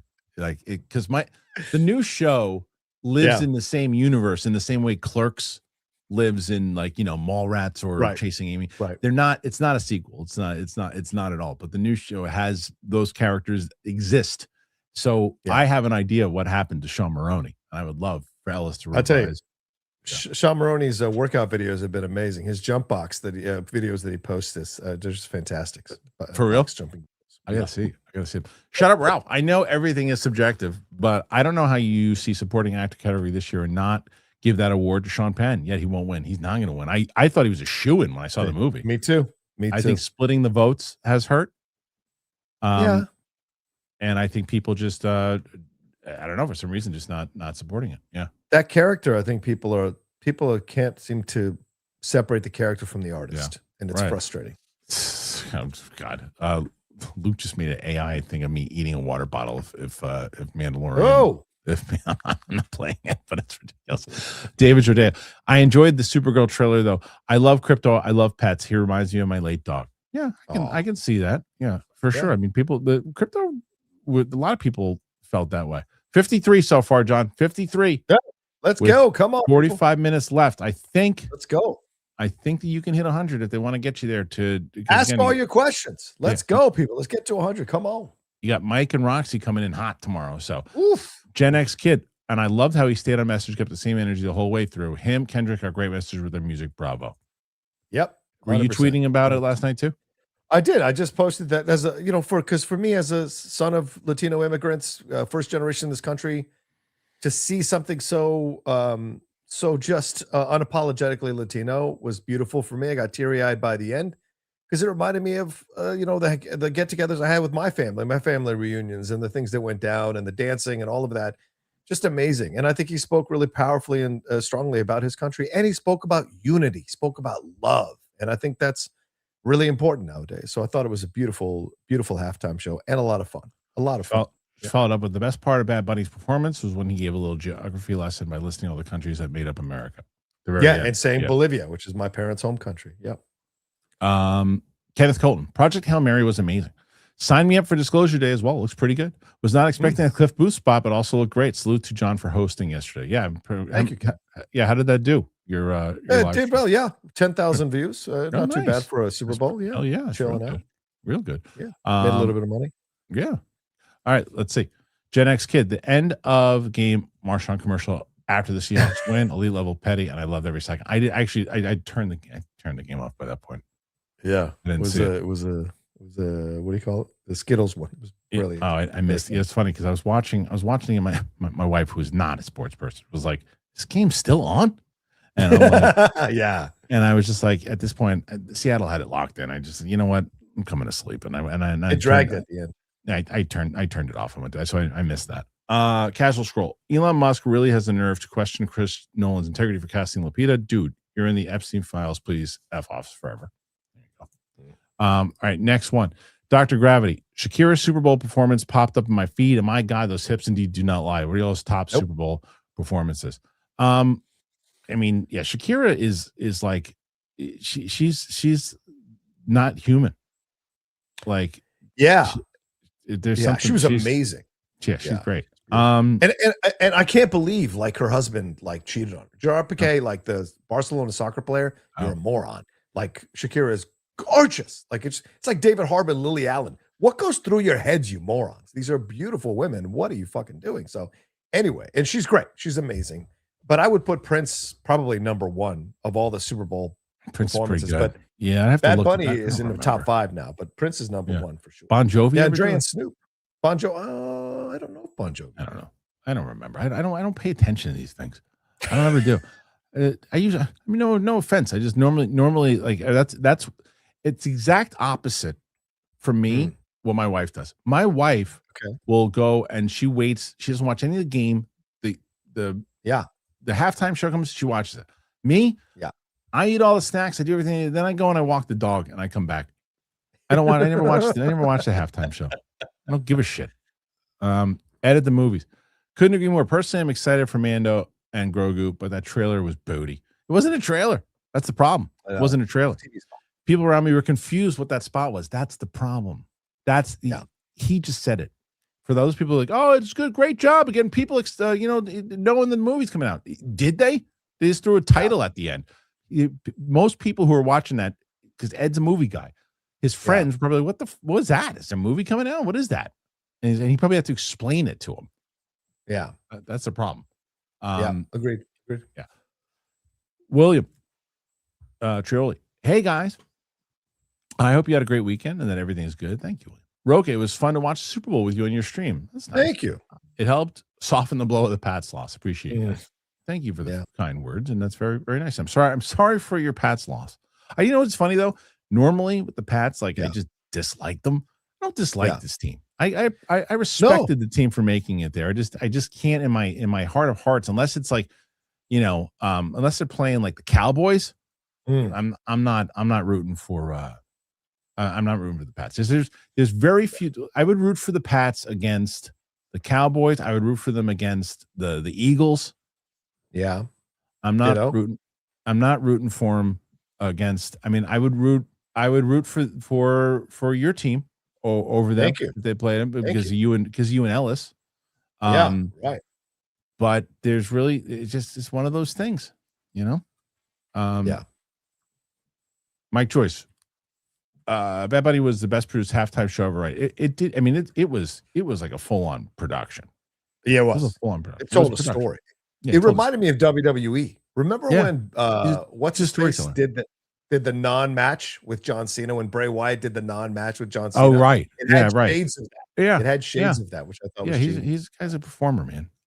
Coin Emperor, the Ring commercial was dystopian. No one noticed. Nope. A lot of people noticed. I know if you want to go and find the time, I don't know where it is on the it's basically they used the fact that there are 10 million dogs lost every year in our country, and they said, well, Ring now has the AI a new thing, feature, right? Where they like if you just post in the kind of your dog that you lost, and all our Ring cameras will scan your neighborhoods across the country to find your dog.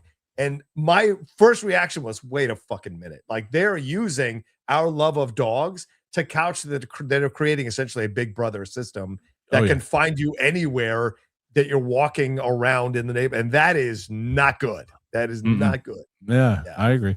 I saw, again, it was something that I caught kind of off the sides. What they say, using AI to find dogs? And then I was eating onion dip. William Trioli, I saw Iron Lung on Saturday. I really liked it. It is definitely a slow build of a movie, but I was locked in and enjoyed it. I love hearing that. I thought, so is it Markiplier? I think it's Markiplier. Yeah, Markiplier did a great job. Highly recommend. We try to get him for an interview, and they passed. So I was what? Like, okay. Yeah, what can I do?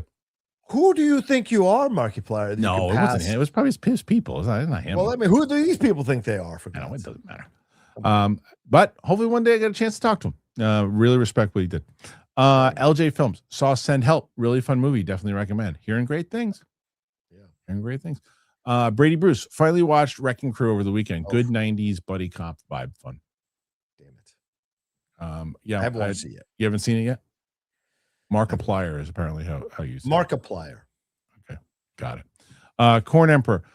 Current A Night of the Seven Kingdom Thoughts. I'm loving it. Read them.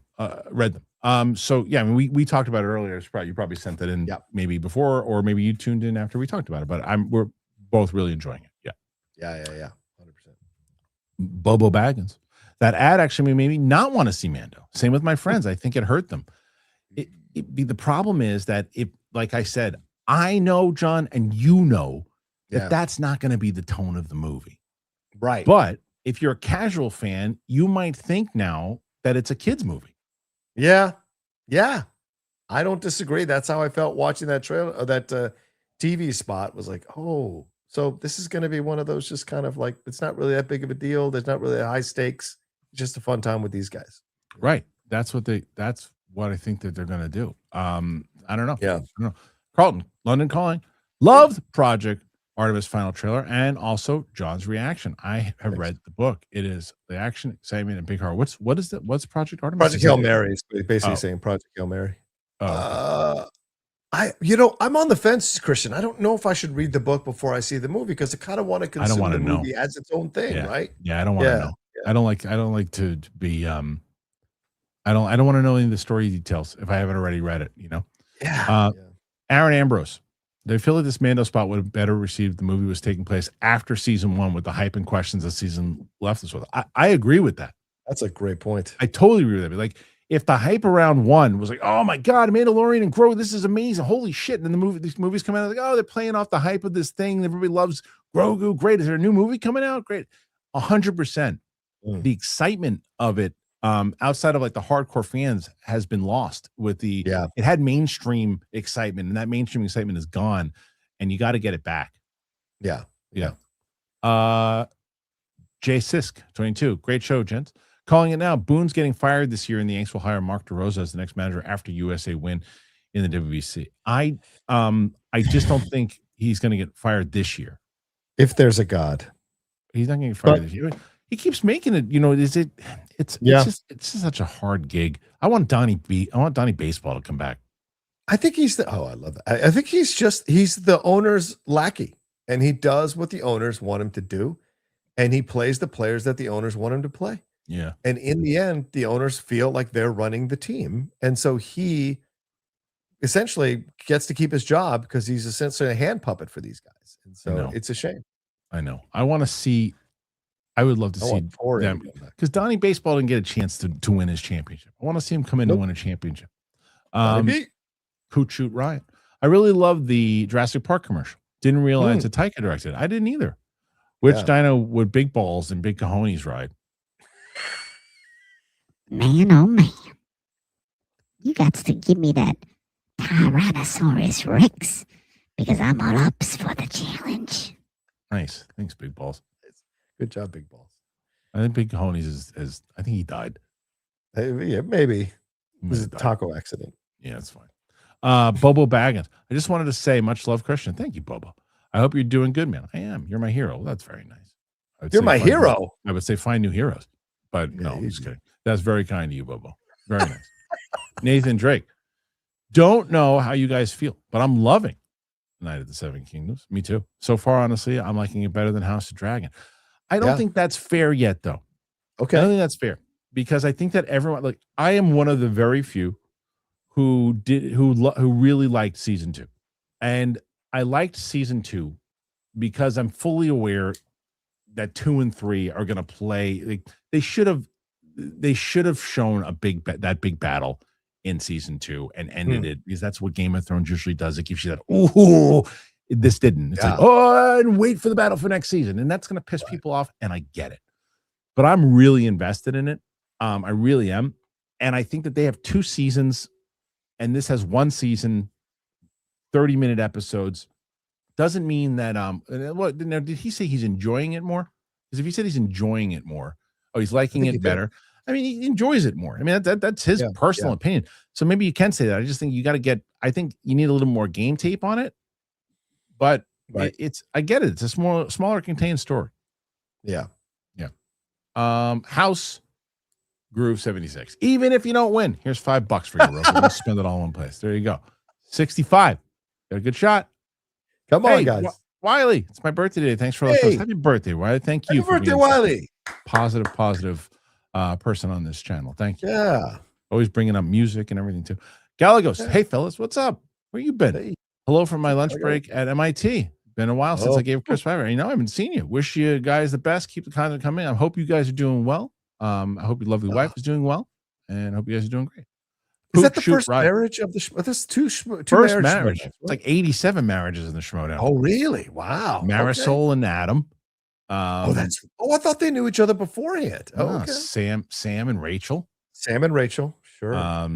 There's quite a few. Taylor, right? Taylor and what's his face? Taylor. Yeah. I don't know if they're married though.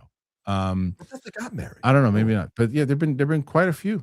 I'm sure I'm missing somebody, but there's been quite a few. One divorce, I know that. Anyway, go ahead. Yeah, go ahead. What's all right, so let's get to what's next. Where is it? Oh man. Okay. Pooch should right. Any chance to have Winston, Chris, and Jay host Capes and Cows? I've got to reassess certain things on the channel. So I was talking to John too. It's like the thing is that people don't. No, I didn't mean Dan. Sorry, I want to clarify. I didn't mean Dan. There's another. Oh God, I would never talk about that flippantly. What's wrong with you guys? Come on. So this is when you have this show that you do, and again, it's the same thing with like the freaking I can't even shit. The reactions that we're doing for Demon Slayer, right? Yeah. I have to see if it makes more sense to have 1 host per show than 2 per show. Because sometimes it depends on it's just a matter of financials. There's nothing I'm doing yet that's going to change that, but I have to reassess. Okay. RQ and DSMD. Support for John. The Super Bowl watch along was fun. Thank you guys. Much love. Okay, next one. Art Shaq. Hot take. Andor is considered amazing because Star Wars content episode 8, 9, Mando season 3 Acolyte was terrible. When The Pit won best drama, no one was going crazy about it because it was yet another good HBO show. So Andor is considered amazing because Star Wars content was terrible. Oh, you're saying the only reason? No, it's also good. So. Yeah, no, I mean, I understand. I know what he's trying to say. What he's trying to say is The Pit, no one was going nuts about it because they just said, yeah, it's an HBO show. Of course it's going to be good. It's good quality. They expected. The reason people said, this is what he's saying. The reason people said, Andor is so good because everything else has been shit. And that they're like, oh, finally a good show. I think there might be a little to the fact that like, oh, finally something like real good. But it's also an awesome show. It's very well written. It's one of the best written things. I still think it's the best written thing since Empire. I think everything stands on its own, regardless of what's around it. Because by that same flip logic, then you would say that something is so much more worse because everything is better. So all you people who hate Ant-Man and Wasp: Quantumania, I can say your opinions are too extreme because Endgame was so good. You thought it was going to be Endgame, so therefore your opinion doesn't matter because you think it's terrible, and you think it's over terrible than it actually is. That doesn't make sense. Everything within its structure and is good or bad exactly how it is. And so to bring in all this other stuff is just, I'm not saying that's a small percentage of people might feel that way, sure, but it's not the overall feeling. That is a legitimately great, well-written show. Fair enough. Matt Krugman.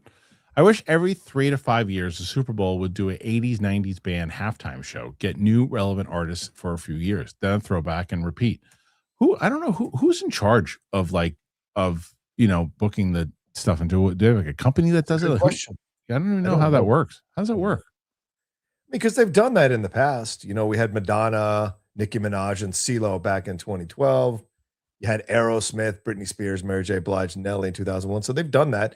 Katy Perry, that was like 11 years ago with Missy and Lenny Kravitz. So they have done that kind of stuff, you know. So sure. I think right now they're just on a run of focusing on, because I think we're a different society now. And so we're looking at what's the hot thing and see if they can, because now the Super Bowl halftime show, that used to be the place where people would go like, oh, remember me? I was an artist and I'm still around. Now it's like they're trying to catch the people on the come up or in their prime. Right. You know, Rihanna and others. So yeah. Chris, Sabrina.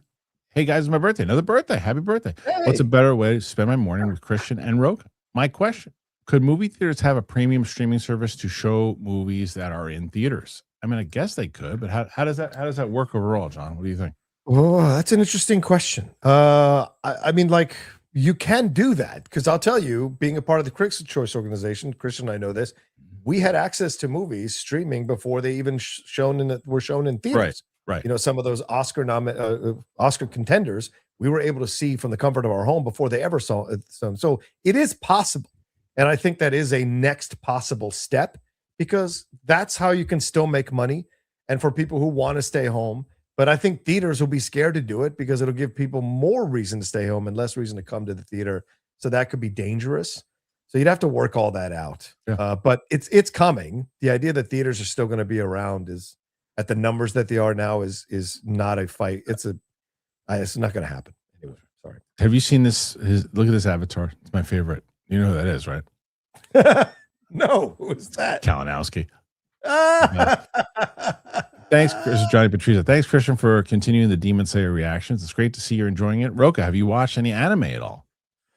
Yeah, not Demon Slayer, though. I mean, I do not pretend to be any kind of huge anime guy. I'm old school, like Ghost in the Shell stuff I love a lot. Akira I love a lot. And that's basically it. I haven't ventured too far out.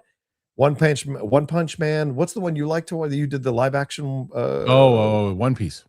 One Piece. Yeah, I've never watched. But I didn't do anime. I did the live action. No, that's what I'm saying. The live action when you did. Watch that show. That show is so much fun. I can't wait for that show. That comes back this year. I can't wait for that. Yeah. I'm so excited to do reactions to that. I gotta get into it. Yeah, Blue Eye Samurai. I did watch Blue Eye Samurai though. Yeah, for sure. See, but like that's an example, right? Like we asked to do it, and that's the other thing is too. Now I feel I don't know what to do, because Demon Slayer, I'm really enjoying it. Then the idea was, someone said, well, why not make it exclusive for members and do it? You know, just put the unedited ones up, so you don't have to pay the editors to do it. And we didn't bring in any new members. And we put a couple patrons or members, but like not enough to again hold the loss. So I don't know, like, what do I do? Do I just take the loss and start editing them to try to make something back from it? I don't know what to do, because I know, because clearly there are people who are enjoying it. I don't know what to do. Yeah. It's the biggest fucking pain in the ass right now, because I enjoy watching it and I like doing them with Winston. Johnny Patriza, Kristian, you need to ditch the TV show and get that Donkeys in Space movie ASAP. Get Gary Busey to voice a character. I believe that if we go into space in this particular way, some people call me jackass. They think it's going to be a problem. It's not a problem. It's, to me, a beautiful realization of eating grass is fun. Thank you, Gary. There you go. Armada. I was like a mix between Gary and Stallone that time. Yeah, a little bit. Okay. Hey, Armada, will there be a character named Sean Maroney in the new show that you're making? No, he won't. I don't think he'll be referenced. He's not referenced in the pilot. That I know for sure. Okay. But he exists. Sean Maroney exists in the world. Because there's more. I'm actually, as soon as we're done today, a great phone call on Friday, and so much from where they want to jump back on a call today. So I'm jumping back on a call today. I should hopefully, like I said, we're getting closer and closer. We're like, it's moving faster now. Gopal, I thought Mando was a Star Wars Budweiser ad with Tauntauns in the place of Clydesdales. That would have been fun. Being Mando was let down, but not irritating. That's fine. Yeah, that's fair. That's fair. Kingsport Cal, what if Mando and Grogu go to Harloff Minor? If they haven't blown that up in canon soon, they will. I couldn't believe they didn't blow it up a long time ago. They probably just ignore it. There's going to be a note, Claudia Gray, in her next novel to blow it up. Danny to Car. Hey guys, been a fan since the 2015 Schmoes era. Thank you, Danny. If the movie trivia Schmoedown ever had a Hall of Fame, who would make the inaugural class? Roca, 100%. Come on, 100%. How many people? Let's make it happen. How many people normally in the class? I don't know. You have to cut it down to 5 usually, right? 5. That's the Hall of Fame. I'm just going to say right off the bat, the top 5 in my head right off the bat. Okay. You're not just saying that because I'm here. No, I wouldn't. No, you took the story element. You let people know that what the story element was about off the bat, and you played 100%.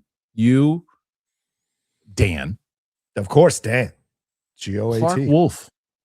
Ooh. Clark Wolf would be my third. QVC's Clark Wolf. Yes, that's right, Clark Wolf. Yeah. Can I add 2? Can I add 2? Yes, 2 more, right? Yeah, I would add the Patriots. You'd have to have the Patriots.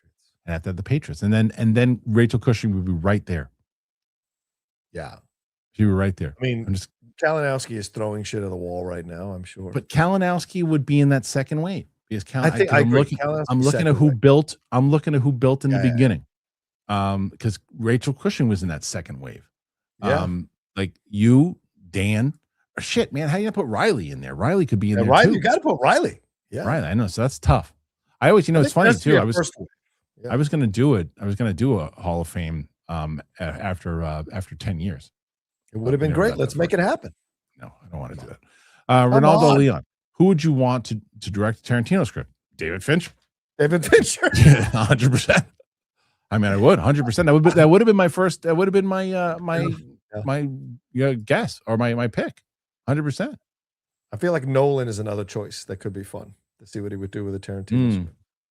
Jack Lewis. Best part of the Super Bowl was seeing Jessica Alba. My God, she's another one. She's not human. Andy's a Franksy. Couples beware. SB on V-Day next year. Super Bowl's on Valentine's Day next year. Oh, is it really? Yeah. Oh, that's terrible. That's terrible. That's going to cause a lot of problems. Well, you'd have to have a manager's wing too, right? So I see Saul says Finstock for first bat. I think you'd have to put Finstock in first. And well, no. I mean, there's in the Hall of Fame for the NFL is the best way to do it. Yeah. You have the players and then you have coach. Well, so there's like again, that's not fair either. He was the only coach. He was the only manager. Okay, all right. He was the only manager for like Shannon Barney might have an issue with it. Shannon Barney wasn't a manager until like season 5. Literally, Finstock was the only coach during like when we initially. That's like, true. That's he's true. the only one, so it's tougher to do. But eventually he would be. He's a Hall of Famer. Just not. I don't know about the first. You're asking me the first 5 that I would say would have to go in right away.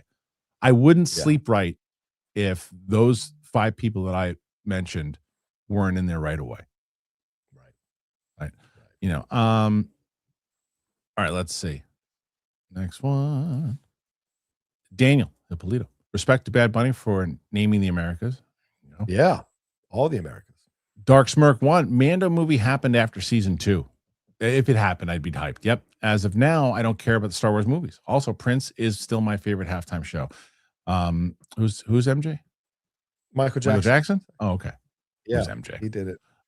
He judged, right. Yeah, so Prince was great. And then as far as not being hyped up, I think that's what they've got to do. That's why this trailer was so important. This trailer had, like I said, when they weren't doing Doomsday, I was like, okay, look, it makes sense why Star Wars would do a trailer to get eyes on the product right now. I see why they would spend that $10 million. It makes sense. You put that $10 million, say, hey, we got a Star Wars movie coming out. Here's the movie.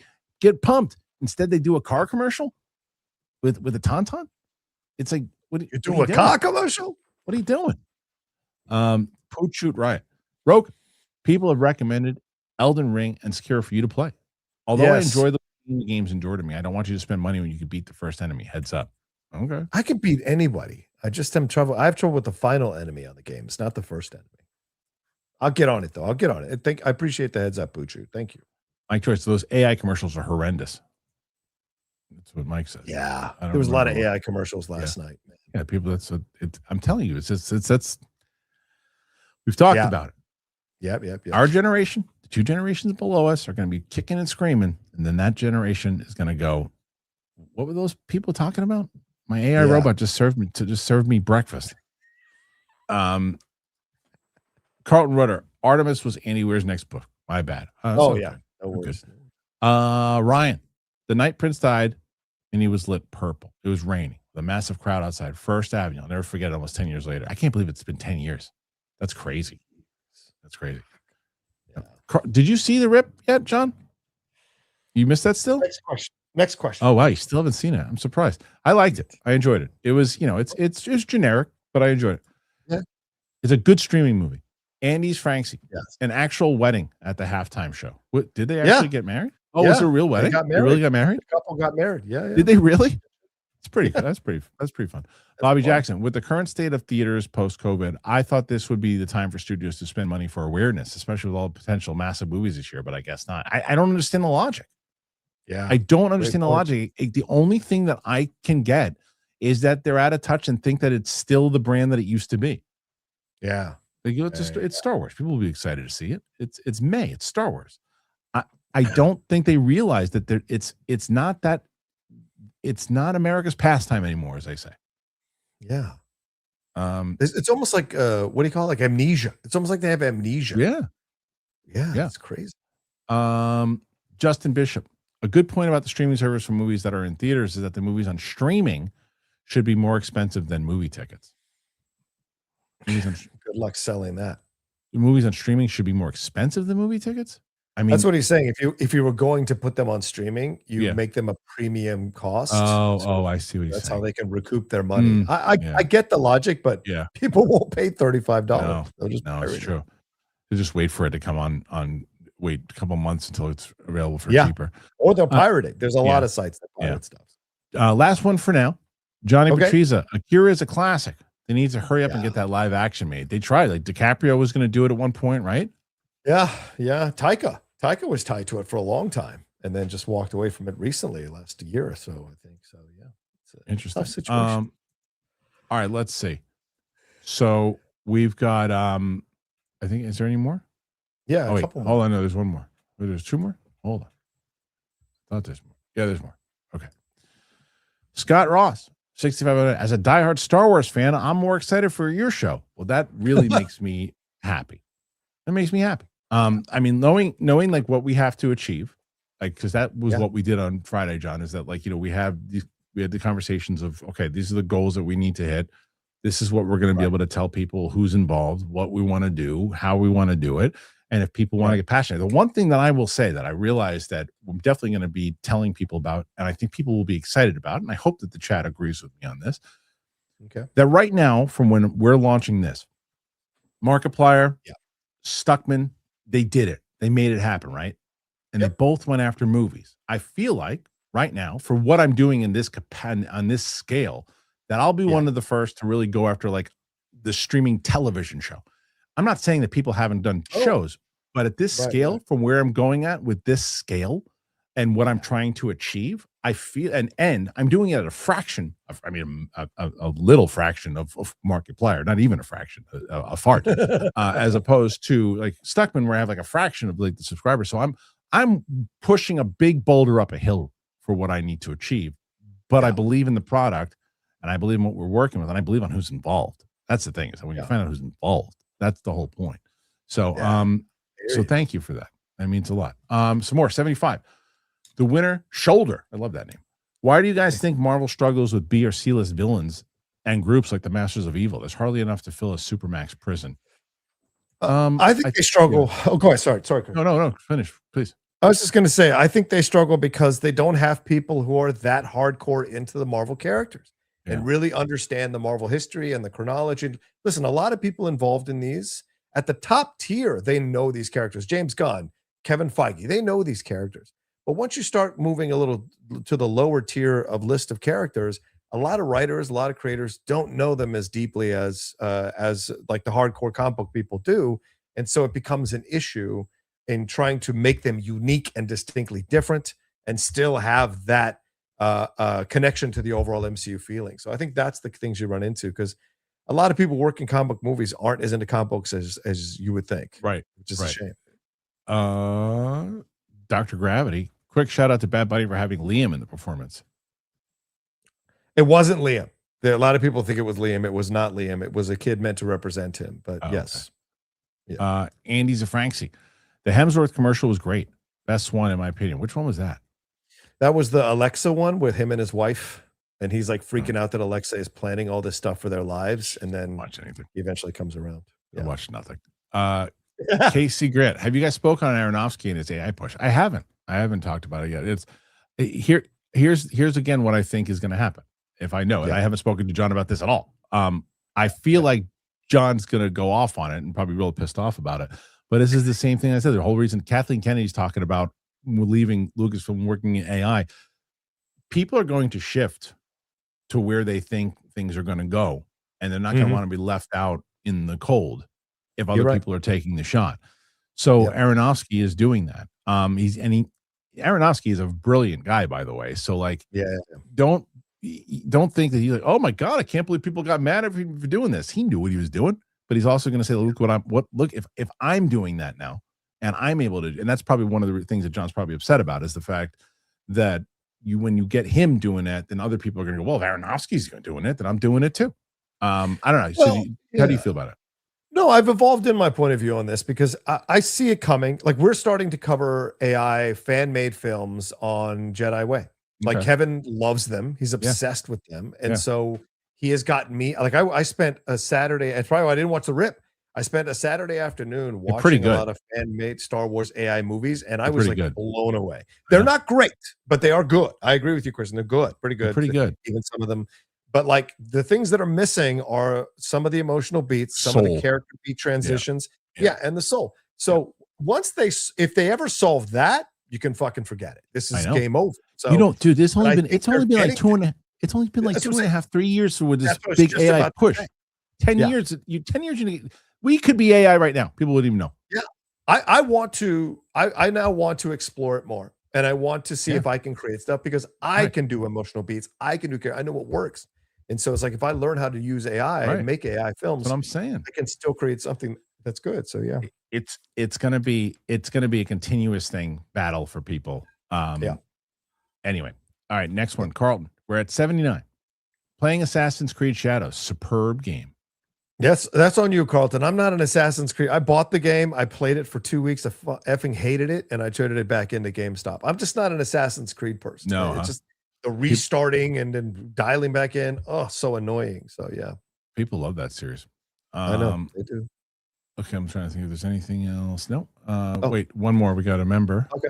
Thank you. Hey, Big T 2495. Thank you, Big T. Oh wait, we do have one more.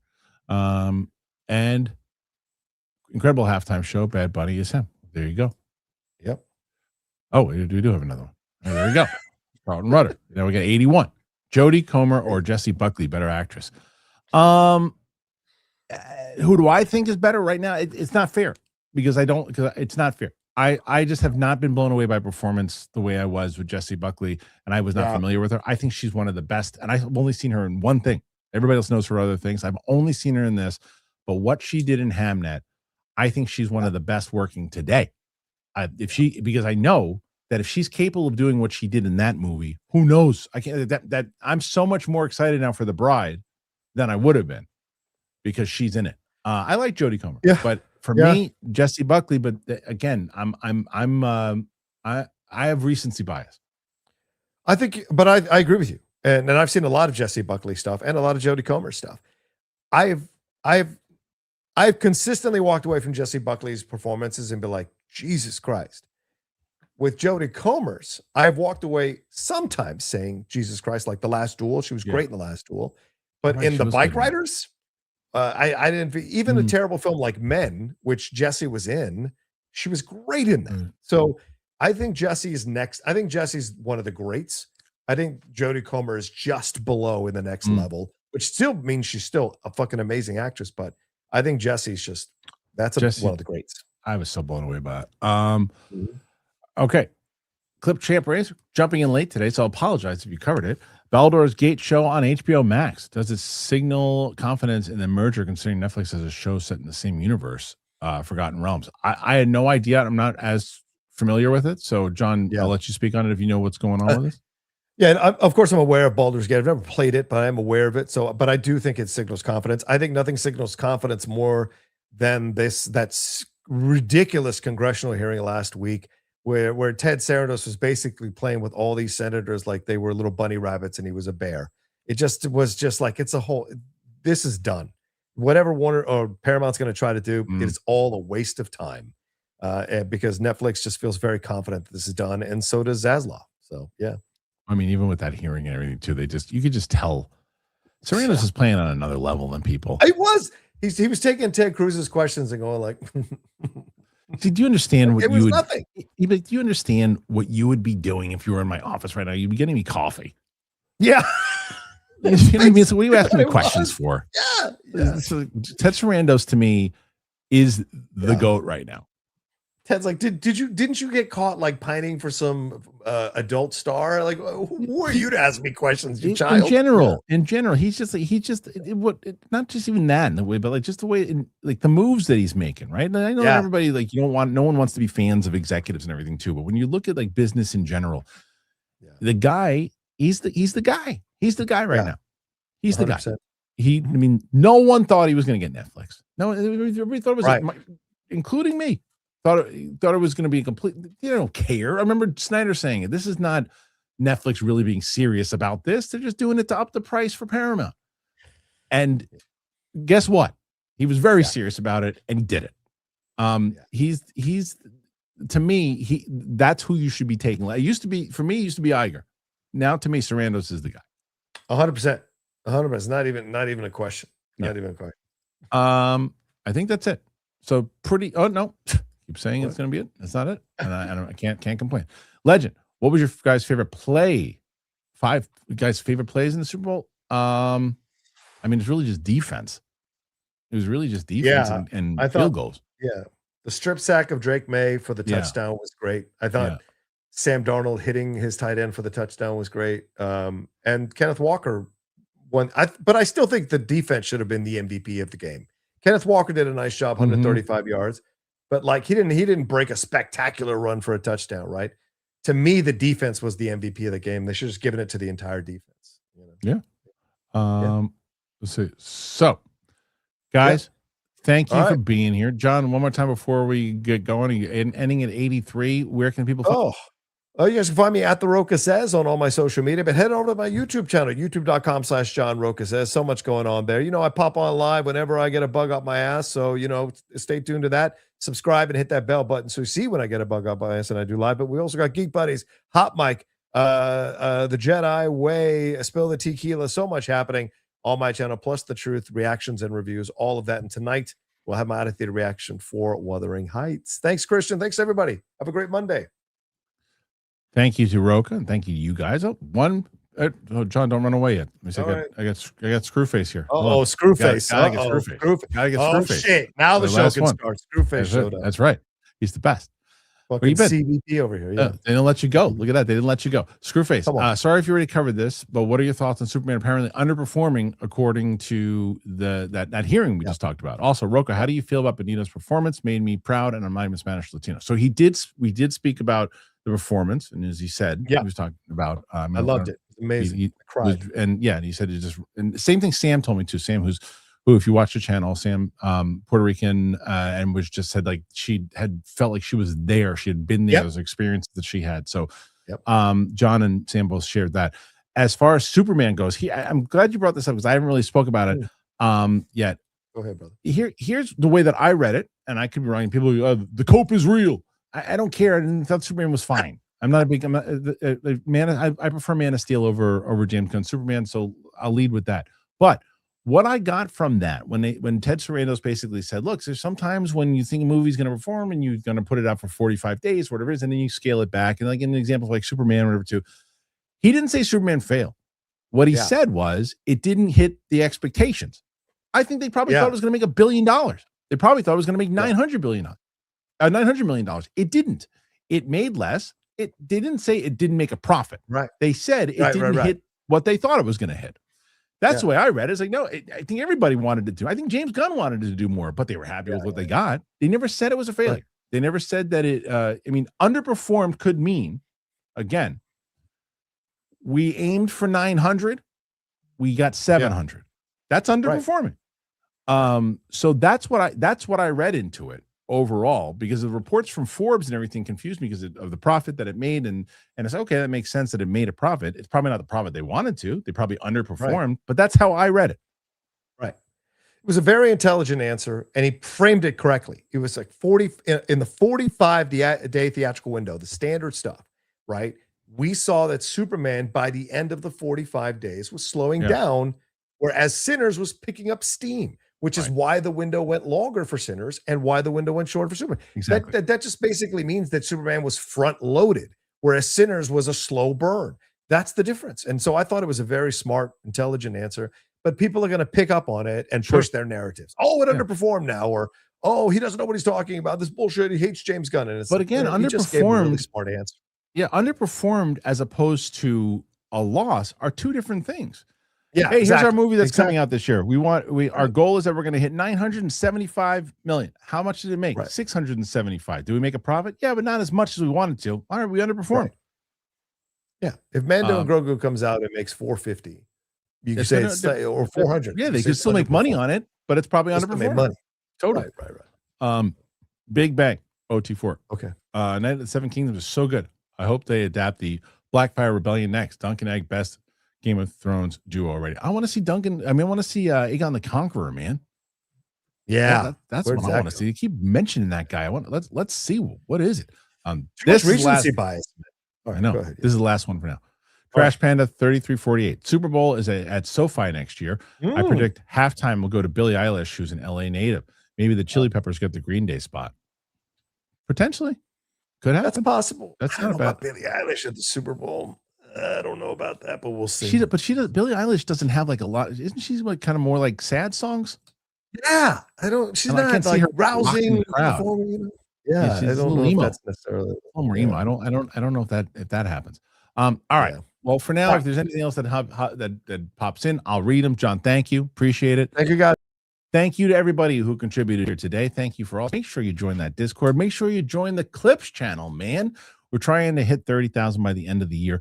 We put all of our clips out here today. We're going to try to start moving and putting some other clips, not just the movie clips. We're going to try to do some more of the, some of the funnier moments, some of the other things. So if there's things, actually, that would be helpful in the Discord. If there's things that you see in this show every day that you're like, you know what, this should be clipped out. It'd be funny to see this, that moment when they were talking about this. I'd like to see that clipped out. We're going to try to turn things into shorts, into more clips. But would love to hear from the audience what they think. So thanks again. Really appreciate you. And that's about it. So again, Spotify, Apple Podcasts, anywhere podcasts are found. Appreciate it. And we shall see you guys on the flip side. Did you shit in there?